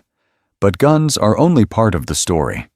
Poison is quieter, messier, and way more brutal. When a jackal or hyena hits a calf, some landowners lace the carcass with toxins to get revenge on problem animals. Believe it or not, the first things to find those booby-trapped buffets are often vultures and eagles. A martial eagle comes in to scavenge or grab a quick meal, takes a few bites, and that's it. One poisoned cow can drop a whole crowd of raptors in a single afternoon. And then there's the hardware in the sky. As power lines and pylons stretch deeper into wild areas, they turn into a kind of invisible minefield. Big birds like martial eagles fly fast, focus on hunting, and don't always see a thin wire in time. Collisions snap wings. Electrocutions happen when those huge wings or talons bridge two live parts on a pylon. What if I told you that in some regions, over half of recorded martial eagle deaths are tied to humans, and a big chunk of that is lines and poles we just scattered across their hunting grounds? Now layer in the indirect hits. When we overhunt their natural prey or strip out habitat with overgrazing, logging, or expanding towns, the menu shrinks. Fewer hares, fewer guinea fowl, fewer monkeys. So the eagle has a choice: starve or take bigger risks, hunting closer to people, hanging around roads, checking out livestock. And every risky move puts it right back in the crosshairs, literally and figuratively. Yeah, you heard me right. None of these threats act alone. Shooting, poisoning, power lines, disappearing prey. Each one chips away at a species that lays a single egg every couple of years and can take half a decade just to raise a replacement hunter. How's that for a bad deal? In the next part, we'll look at what happens when you stack all of this on a bird that should rule the sky, and why its kingdom is vanishing, one empty nest at a time. Imagine designing a top predator in slow motion. Not the hunt, that's lightning fast, but the actual life of the bird. That's the martial eagle. It looks invincible in the air, and on paper it kind of is, but its whole lifestyle is built for stability, not for bouncing back when things start dying off. Let's start at home base, the nest. This isn't some cute little cup in a bush. Martial eagles build massive stick platforms, sometimes 2 meters across, wedged high in a big tree or on a cliff ledge that nobody in their right mind would try to climb. They don't toss these out after one season either. They reuse them, adding fresh branches year after year, turning them into skyscraper condos in the sky. You'd think a bird that invests that much in real estate would crank out babies like a factory to make it worth it, right? Nope. Typically, they lay just one egg. Sometimes 2, but usually only one chick actually survives. And even that one chick takes forever by bird standards. It stays in the nest for months, then hangs around nearby, still begging for food, like a feathery teenager who refuses to move out. Believe it or not, that teenager phase can stretch into years. Juveniles wander, practice hunting, and slowly, very slowly, figure out how to be a solo killer. They don't hit breeding age until around 5 or 6 years old. Compare that to a small hawk or an average garden bird that can breed in its first year and raise multiple broods. The Martial Eagle is basically running on the luxury sports car schedule, while everyone else is driving cheap hatchbacks off the lot every season. And here's the catch: low reproductive rate plus long maturation equals terrible insurance policy. When an adult Martial Eagle dies, you can't just slot in a replacement next year. That territory might sit without a breeding pair for ages, or get taken over by a bird that's still figuring out what it's doing. Every lost adult is like losing not just one bird, but years of future chicks that will now never exist. On top of that, these birds are greedy with space. A single pair can command a territory of hundreds of square kilometers. That means you can only fit so many pairs across a landscape, no matter how good the habitat looks on a map. It caps how dense the population can ever be. There's no backup army of extra adults waiting on the sidelines. So what if I told you that in a system this slow, you don't need mass slaughter to cause a crash? A few more adults shot by farmers here, a couple poisoned at a carcass there, some smashed on power lines, and you've just nudged a delicate balance over the edge. In the next part, we'll zoom into those human-made death traps and watch how an eagle that rules the sky can be quietly erased from it, one empty territory at a time. So let's jump ahead in that timeline you were just imagining. The power lines, the poison, the rifles. They've done their work. One season, you look up over an African savanna that should feel huge and alive, and something is just missing. The sky is big, but it's empty. What actually happens if the eagle that hunts eagles is gone? You'd think the first thing you'd notice would be silence, but the real shock might be how loud things get. Without a Martial Eagle cruising overhead, some prey animals boom. Rock hyraxes, young monkeys, medium-sized birds, even other raptors that used to flinch at that massive shadow might start pushing their luck. More nests raided, more crops hit, more nervous farmers reaching for more traps. You remove one predator, and the whole middle of the food web starts to wobble. And then there are the other raptors. Imagine being a tawny eagle or a battledore that has spent millions of years looking over its shoulder. That fear shapes behavior. It keeps birds scattered, moving, cautious. Take away the sky bully, and those eagles can crowd carcasses, hold territories longer, maybe even push out smaller scavengers. Believe it or not, losing one rare bird that almost nobody sees can still rewrite the script for dozens of others. Carcass sites especially would feel different. Right now, a dead antelope is like a chaotic buffet. Vultures pile in, jackals dart around, smaller eagles sneak bites, and every so often a marshal drops in like a bouncer, nails a rival, and everyone scatters. No more 8-foot enforcer clearing the table. You get longer feeding times, more disease risk, and a new pecking order where bold mid-level eagles rule, and the shy guys, the little scavengers, just get pushed further to the edge. But the loss isn't only ecological, it's cultural. In parts of southern Africa, there are stories about the monster eagle that steals goats, that can carry off a child if you're not careful, that watches you from insane heights. What if I told you future kids in those villages might only know that creature from a faded photo in a school book? No more giant silhouette circling a waterhole at noon. No more arguing if that speck is a vulture or the big one. Just another legend filed next to dragons and thunderbirds. We also lose something scientists almost never get: a natural experiment in how predators control other predators. A bird that hunts eagles is like a living test case for questions about power, fear, and balance in ecosystems. Once it's gone, That unique data set goes with it. No more satellite tags to follow, no more chance to see how one animal can quietly hold an entire scavenger community in check. So if we don't want that future, no monster eagle, no sky enforcer, no living experiment, what actually can be done? By scientists on the ground, by local communities who live with these birds, and by you, sitting here watching this video? In the next part, we'll look at what saving an eagle that hunts other eagles really takes, and why the clock is ticking a lot faster than it looks. So here's the twist you probably weren't expecting.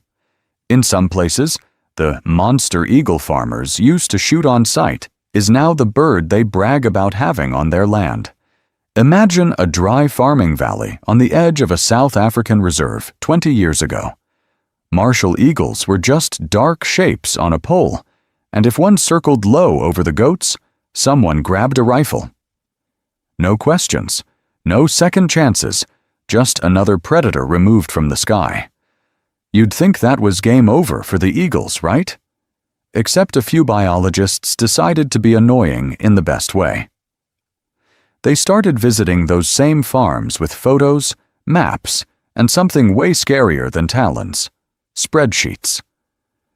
They tagged a handful of eagles, tracked their hunts, and then sat down at kitchen tables and said, "Okay, let's actually count." Out of hundreds of livestock deaths in a year, only a tiny fraction were confirmed eagle kills. Most were disease, birthing problems, jackals, even dogs. Believe it or not, when you show a farmer that 95 out of 100 missing lambs were not taken by that big bird on the pole, the story starts to crack. One older rancher in Namibia went from "I shoot everyone I see" to calling the local raptor group whenever a martial eagle nested on his property. Why? Because someone finally showed him real numbers instead of rumors. And then came the real pattern interrupt: money. Some regions rolled out predator-friendly programs where, if you lose a goat or lamb and it's verified as an eagle kill, you get compensated. Not for every sad story, but for documented cases with photos, GPS tags, and field checks. Suddenly, that urge to poison a carcass just in case drops when you know a dead animal doesn't have to mean a dead eagle, too. On top of that, tourism stepped in. What if I told you that same bird once blamed for eating profits is now literally on the brochure?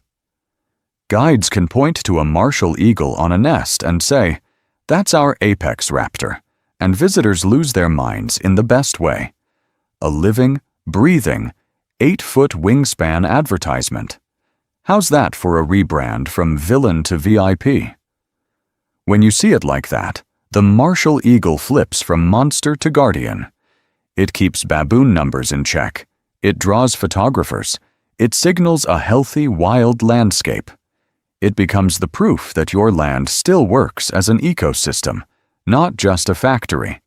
And this shift isn't just about feelings. It's opened the door to real conservation moves: satellite tagging, long-term nest monitoring, safer power line designs, and community raptor groups that patrol, report, and protect. In the next part, we'll dive into those concrete actions, how scientists are racing to map this rare hunter's shrinking world, and what you, sitting far from those farms, can actually do to keep an eagle that hunts eagles in the sky. So let's zoom out for a second, because behind that dramatic image of an eagle hunting other eagles, there's this quieter, nerdier war going on. The fight to actually keep martial eagles on the map. And it starts with something that looks super boring on screen, but is absolutely game-changing in real life. Tiny backpacks on giant eagles. Researchers are fitting martial eagles with satellite tags, and imagine watching those birds trace ghostly lines across half a continent. Every point is a hunting dive, a nest visit, a risky power line crossing.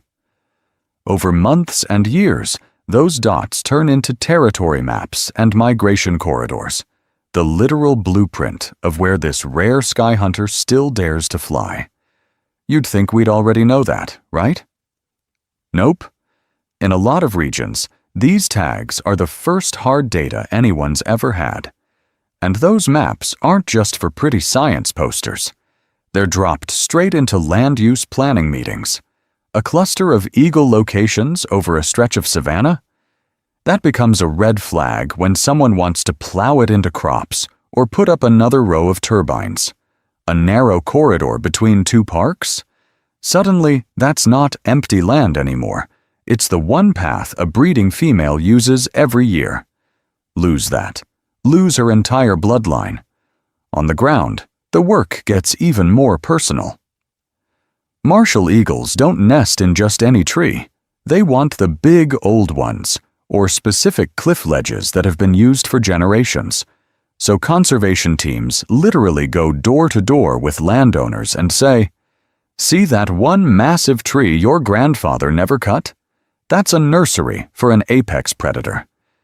Believe it or not, simple agreements to leave a handful of key trees or rocky outcrops alone can keep a whole local pair going.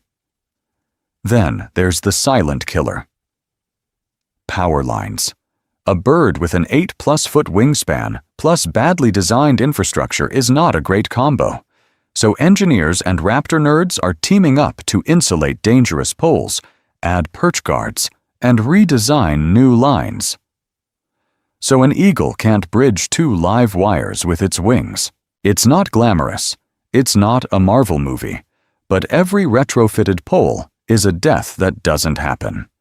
And because a lot of martial eagles are still shot or poisoned, NGOs, governments, and local communities are trying to diffuse that conflict before a trigger gets pulled.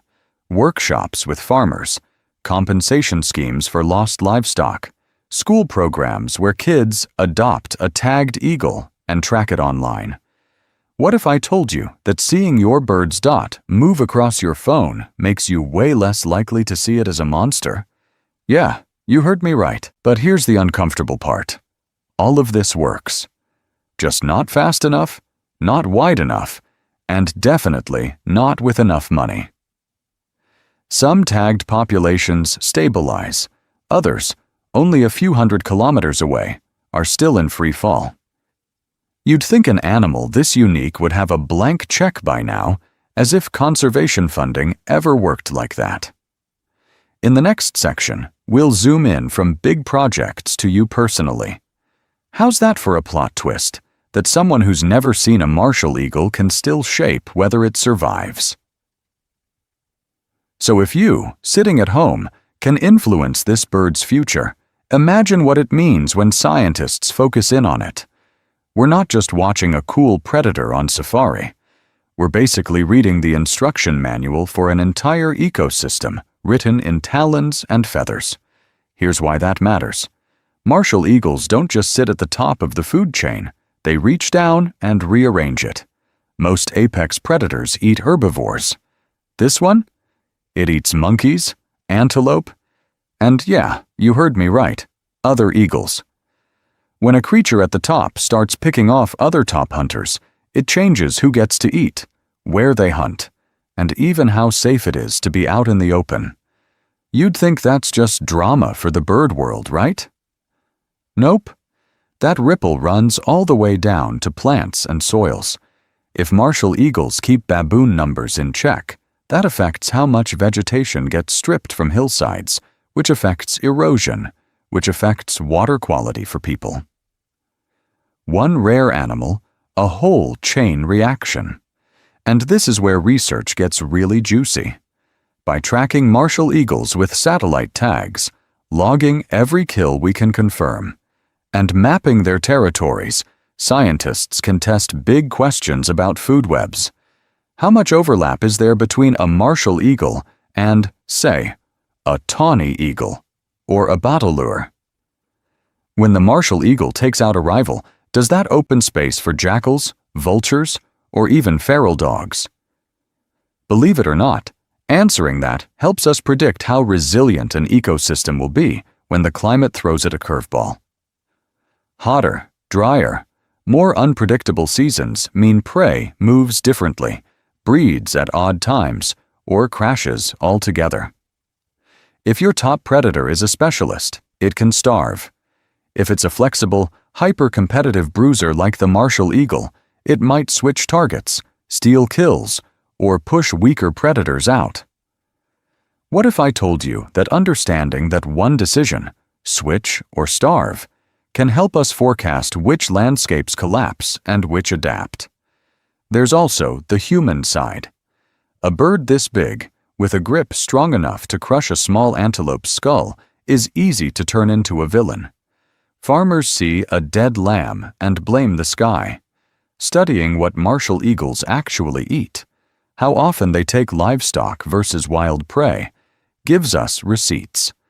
That means smarter compensation schemes, better guard animal strategies, and education that says, no, it's not a monster, it's doing its job. And honestly, this bird is scientifically irreplaceable. Its size, its insane eyesight, its habit of treating other eagles like snacks. There is no backup species waiting in the wings. Lose it, and we don't just lose a character, we lose a whole set of experiments nature's been running for millions of years. So when you hear about ongoing martial eagle research, don't picture dusty spreadsheets. Picture a race to understand, to document, and to protect a living legend before the sky goes quiet. Speaking of, let's get back to you, and what you can actually do from wherever you are. Speaking of you, let's be honest for a second. Most of you watching this will never stand under an African sky and have a martial eagle glide over your head. You're more likely to see a shark in a city aquarium than this bird in the wild. But imagine if your choices, from thousands of miles away, still nudged the odds in its favor. You'd think conservation only counts if you're out there in khaki, driving a dusty Land Cruiser, right? Nope. A lot of the real power is in boring-sounding stuff like bank transfers, email lists, and data plans.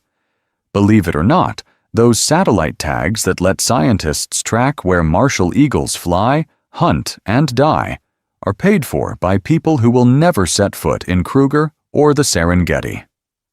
So, guys, one of the absolute best things you can do if this bird has hooked you even a little bit is support the raptor conservation groups already on the ground in Africa.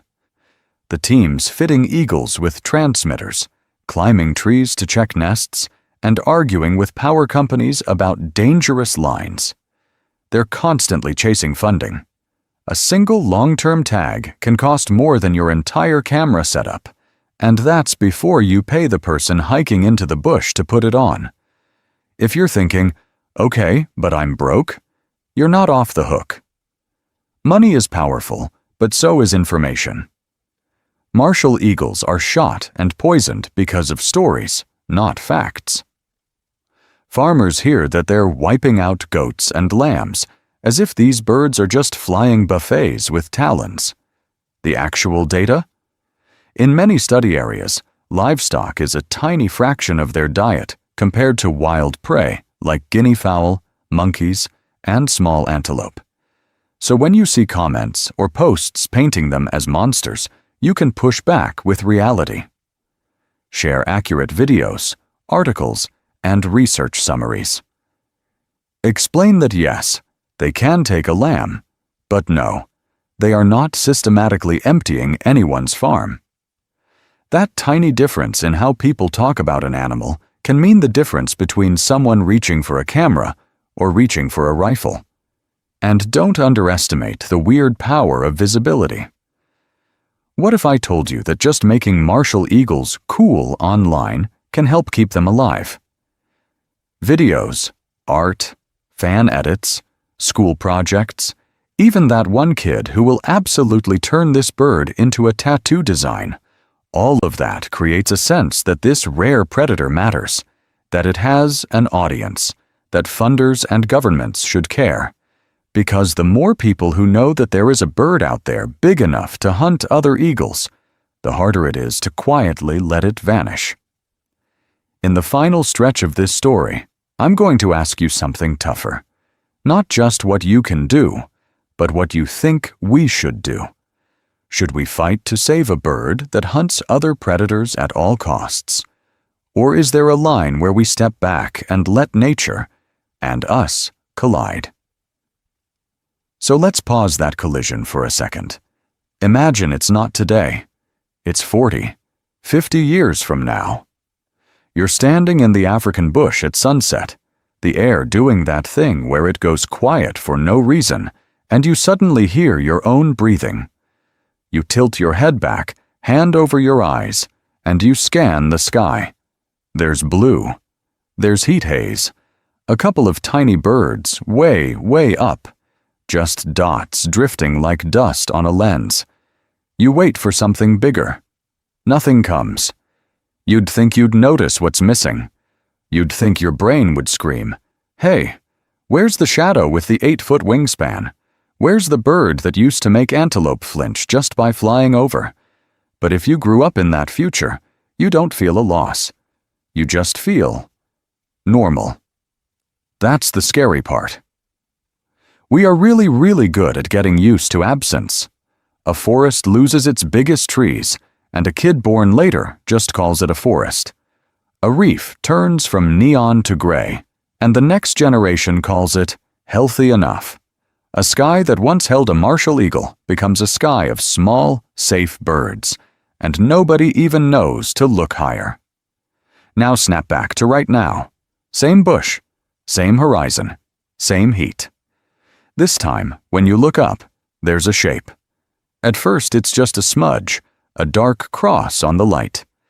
Then your eyes lock in, and, believe it or not, the whole thing resolves into feathers and muscle, and those huge, steady wings. An 8-plus-foot span, riding a thermal like it owns the weather. A living relic of wild power, just circling.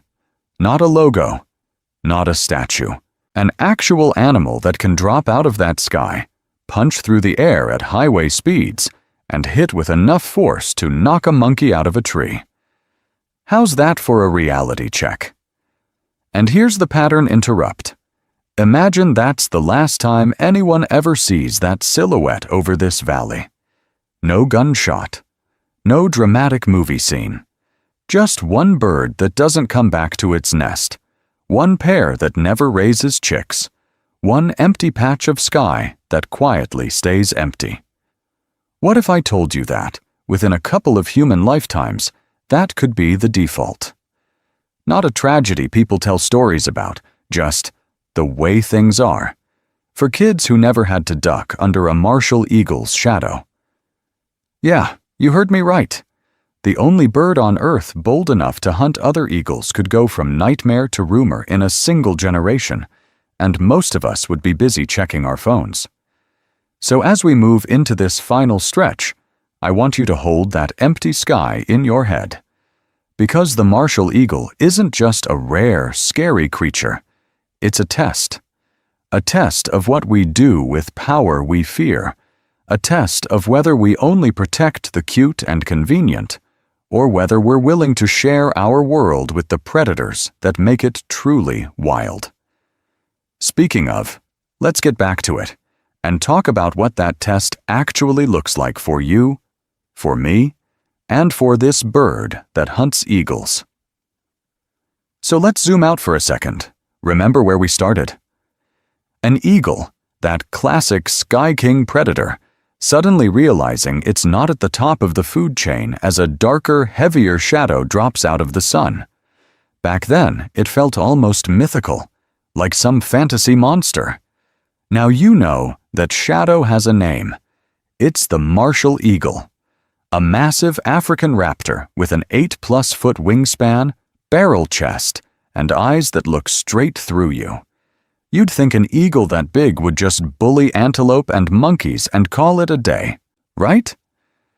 Believe it or not, this is the only bird we know that regularly hunts other eagles. Not just a one-off freak encounter, a pattern. We've seen it hit tawny eagles at carcasses, knocking them flat to claim the entire site. Rangers have watched it grab young African fish eagles near waterholes, as if stealing the rival's future right off the branch. Most animals run from eagles. This creature treats some of them like lunch, but it doesn't do any of that in a tiny backyard. Its world is huge. Imagine a territory that can stretch over 100 square miles, from blistering savanna to thorny scrub to cliffs where the wind never really stops. It needs those vast hunting grounds because its body is basically a flying sledgehammer. Thick legs, talons that can crush bone, and vision sharp enough to spot a small animal from hundreds of meters up. When it commits, it commits. A steep dive, wings tucked, a last-second flare, and all that weight slams into a target that often never even looks up. One moment, you're a baboon, a guinea fowl, even another raptor, just existing. Next moment, the sky literally lands on you. How's that for a bad day at the office? But here's the twist we've been circling the whole time. On paper, this is an apex predator. In reality, it's also a target. Farmers see a rare, powerful animal and blame it for every missing lamb, as if jackals and feral dogs wouldn't do that. Old stories say it's a monster that wipes out herds. The data? Most martial eagles barely touch livestock, and yet they're the ones getting shot, poisoned, or electrocuted on power lines. So we end up with these tensions pulling in opposite directions. Myth versus data. Predator versus persecuted victim. A bird famous for killing other eagles, quietly sliding toward a vulnerable conservation status. What if I told you that the most terrifying thing in the sky might actually be hanging on by a thread? Guys, one of the absolute best things you can do next is decide what that means for you. Do we keep treating the martial eagle like a villain to be removed, or a rare, irreplaceable piece of wild Africa we're lucky still exists? Speaking of, let's get back to it, because in the next part, we're going to talk about exactly what that choice looks like on the ground, and how you can tilt the odds for this eagle hunter of eagles. So here's where it gets uncomfortable. We're not talking about a panda or a tiny, colorful frog. We're talking about a bird that can crush a monkey's skull and, yeah, you heard me right, sometimes drops out of the sky to kill other eagles. The question is simple, but it cuts deep. Should we fight to save a predator that even hunts other predators? Imagine looking up and seeing a martial eagle circling. If you're a small antelope, a monkey, or even a tawny eagle minding your own business at a carcass, that shadow is basically a bad omen with feathers. You'd think that would make it easy for us to say, nope, get rid of it, it's dangerous. But if we only protect the cute, the easy, the harmless, we're not really saving nature. We're curating a petting zoo. Wild Africa is not supposed to feel safe. It's supposed to feel alive. That means the rare, delicate antelope and the brutal, efficient hunter that can knock a young African fish eagle out of the sky. It means the bright blue macaw and the shark with dinner plate eyes, and yes, this eagle that hunts eagles. If we edit out the scary pages, the whole book of life gets boring really fast. So I want you to actually pick a side here. Drop a comment. Do you think we should be pouring money and effort into saving a bird that farmers sometimes see carrying off lambs? Or do you feel like, no, this one crossed the line? There's no safe answer. Whatever you say reveals what you really believe about what wilderness is supposed to look like.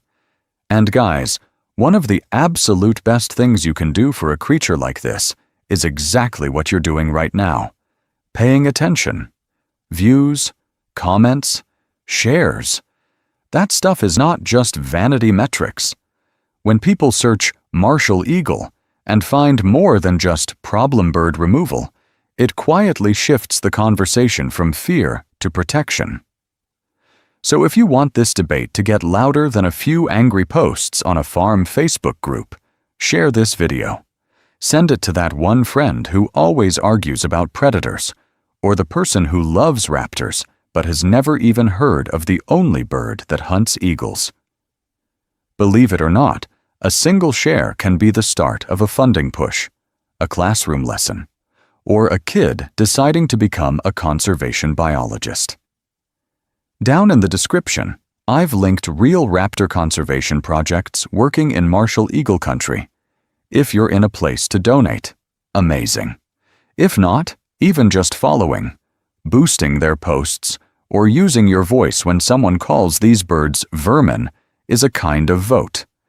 And if this kind of deep dive into the rare, the strange, and the slightly terrifying is your thing, hit subscribe. What if I told you that your curiosity is the first step in protection? The more people who care enough to watch to the end, the harder it is for a species to quietly vanish.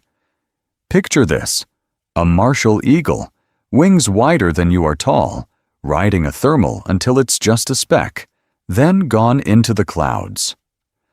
Whether that speck ever comes back to your children's sky, that's not just up to governments or scientists. It's partly up to you, sitting right there, deciding what you do next. So let's zoom out for a second. That speck in the clouds? It's not the only skytop predator out there. And to really get how wild the Martial eagle is, you have to stack it against the other heavyweights. Imagine a face-off chart in your head. On one side, the golden eagle, mountain hunter of the northern hemisphere, up to about 2.3 meters of wingspan, famous for taking foxes and even young deer. On another, the Steller's sea eagle, a coastal tank from Russia and Japan, with a massive bill and wings brushing 2.5 meters, built to rip apart salmon on icy rivers. Then there's the harpy eagle, rainforest bodybuilder, shorter wings but insanely thick legs and talons that look like they belong on a grizzly, dropping through the canopy to snatch monkeys and sloths. And then you've got the Martial eagle, wingspan up to 2.6 meters, over 8.5 feet. Long, broad wings for soaring, but a leaner frame than the harpy, more versatile than the sea eagle, and more open country than the golden. You'd think they'd all just stick to their own lanes, right? Hunt their usual prey, maybe glare at each other from a distance. Believe it or not, most of them kind of do. Golden eagles will absolutely kill other birds of prey if they get the chance, and harpies are not above murdering a rival raptor that strays too close. Steller's sea eagles can dominate other coastal birds, from gulls to smaller eagles. But what makes the Martial eagle so rare, so globally weird, is the pattern. This isn't a one-off oops, wrong neighborhood moment. We have repeated documented cases of Martials hunting big raptors on purpose, tawny eagles ambushed at carcasses, juvenile African fish eagles grabbed near waterholes, vultures slammed out of the sky. Different habitats shape those personalities. In dense rainforest, the harpy is a stealth climber, threading between branches, almost more panther than bird. In high mountains, golden eagles ride violent updrafts and use cliffs as launch pads for high-speed strikes on goats and marmots. Along Arctic coasts, Steller's sea eagles patrol shorelines, more like flying bears that smell fish from the air. The Martial eagle's savanna and semi-desert world is wide open, hot, and brutally exposed. If you're a top predator there, you see everything. And sometimes everything includes another eagle that just became today's protein. Now, layer humans on top of that. Golden eagles collide with wind turbines and get poisoned by lead. Harpy eagles lose rainforest and get shot when they raid chickens. Steller's sea eagles face pollution, overfishing, and storms that wreck nesting trees. But the Martial eagle, its persecution for livestock predation is on another level. Farmers shoot, trap, or poison them because a bird that can crush a small antelope can obviously take a lamb. Yeah, you heard me right. In some areas, most recorded deaths are human-caused. So when we talk about the only bird that hunts eagles, we're not just hyping some cool party trick. We're talking about a uniquely dangerous role in the sky food web, one that almost no other raptor has taken this far, and one that might vanish in our lifetime. And speaking of vanishing, in the next part, we need to look at what happens to an ecosystem when its eagle hunter goes missing. And here's the twist. The moment you try to actually film this sky assassin doing its thing, it almost disappears. Imagine trying to document an animal that treats the entire horizon like its living room. Martial eagles don't politely sit on a branch waiting for their close-up. They're up there riding thermals a kilometer high, crossing territories that can stretch over hundreds of square kilometers. You'd think a bird with an 8.5-foot wingspan would be easy to spot, right? Nope. It's like trying to follow a jet with a pair of binoculars. So how do you even start? You bring glass, long lenses the size of a toddler, tripods, gimbals, the whole traveling circus. You lock onto a tiny speck circling in the heat haze and just hope it's not another vulture. One blink, one camera bump, and the eagle folds its wings, drops into a dive, and by the time you find it again in the viewfinder, the hunt is over and you've got a blurry feather. How's that for frustration? Drones sound like the perfect fix, right?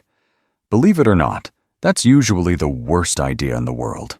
A martial eagle can absolutely treat a drone like a noisy mechanical pigeon and knock it out of the sky. So where it's legal and ethical, you fly high, quiet, and far, and even then you back off. The second the bird reacts. The rule is simple. You never stress an already rare creature just for a cooler shot. So you get sneaky. Hides near nests, hours before sunrise. Canvas boxes in the blazing sun near a carcass, waiting to see who shows up. You sit there sweating, cameras pre-focused, while flies land on your face and your legs go numb. Then a ranger radios you. It just took a guinea fowl on the other side of the valley. Of course it did. That's why collaborating with rangers and local trackers is everything.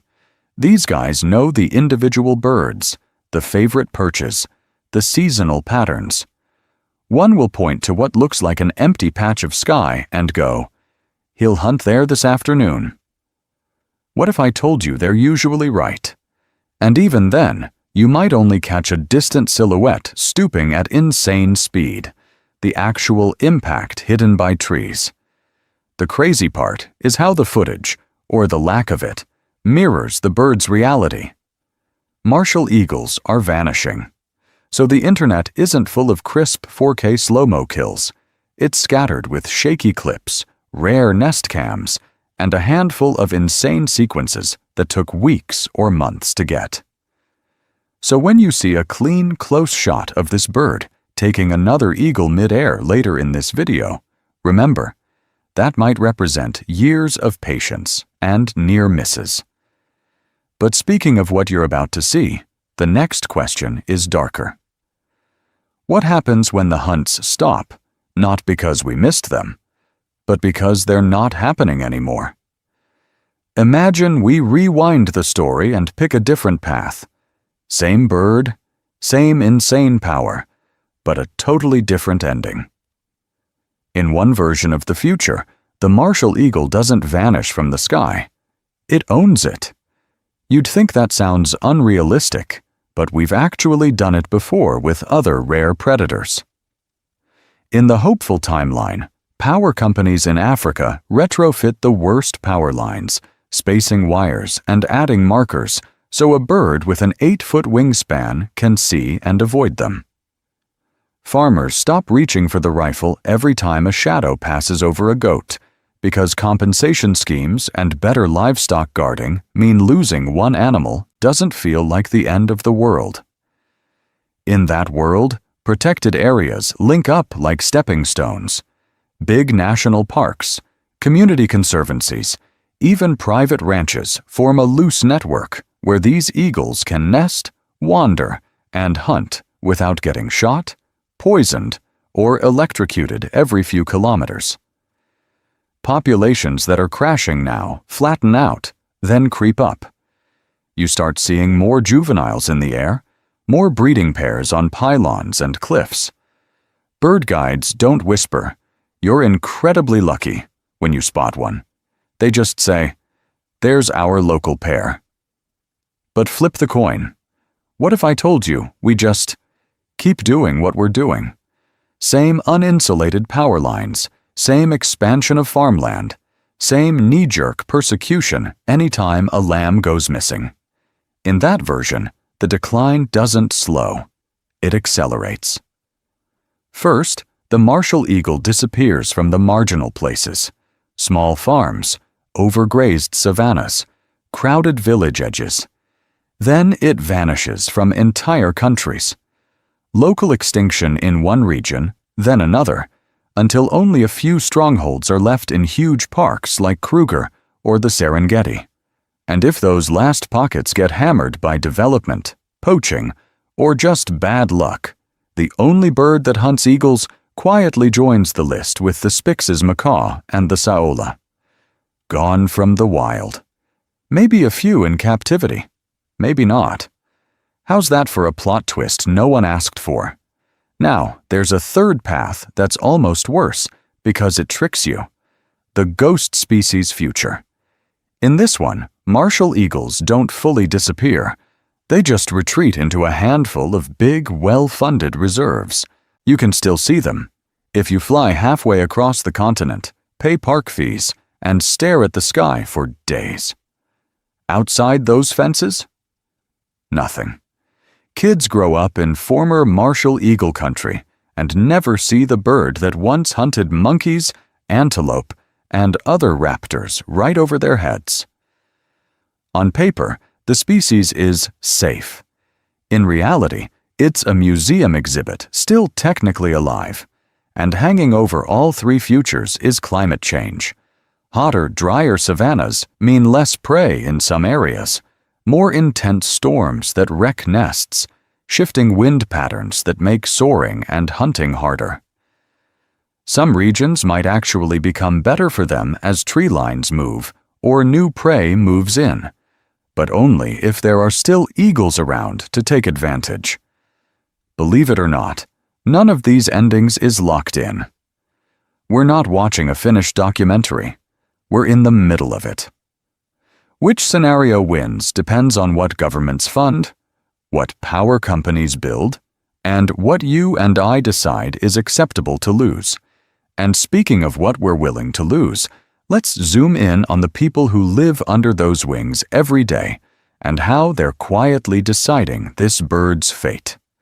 Imagine looking up and realizing the shadow crossing the sun isn't just a hunter, it's the hunter of hunters.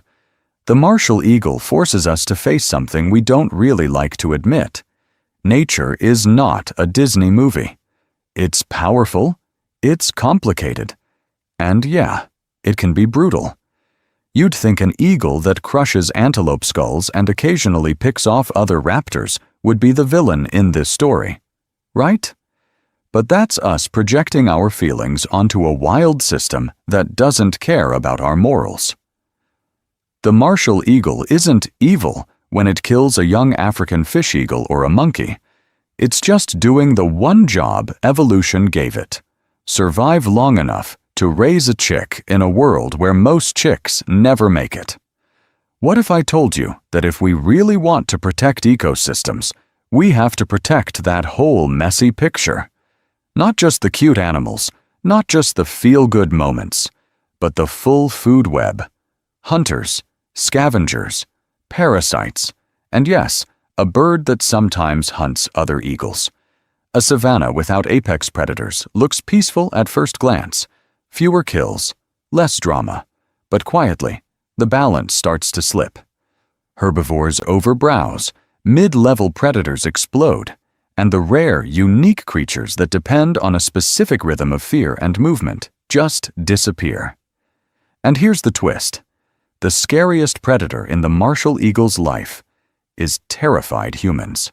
Farmers who see a huge bird and imagine every missing lamb in its talons. Villagers who hear a rumor that it took a child once, as if every big animal wouldn't be blamed for that. In some areas, more than half of recorded martial eagle deaths come from us. Shooting, poisoning, trapping, power lines. No natural predator-prey cycle could crash a population that fast. Fear can wipe out a top predator in a couple of decades. Lions, sharks, wolves, same story. So the real 21st century challenge isn't just save the rare animals, it's can we learn to live next to apex predators without trying to exterminate them the second they inconvenience us? On land, that's eagles, big cats, and bears. In the sea, it's sharks and killer whales. In the sky over Africa, it's this one bird that makes even other eagles nervous. The martial eagle becomes a symbol of that problem. Huge, intimidating, misunderstood, but absolutely essential to the wildness of our planet. Lose it, and you don't just lose a bird, you lose a whole feeling of what an African sky is supposed to be. How's that for a conservation metric? Not just species counts, but how wild the world still feels when you walk outside. Speaking of wild, we've talked about fear and power from the human side. But what does life look like from the eagle's point of view, riding thermals over a landscape that's quietly turning against it? From the eagle's point of view, the sky used to be simple. You're the top of the food chain, you ride the thermals, everyone else dives for cover.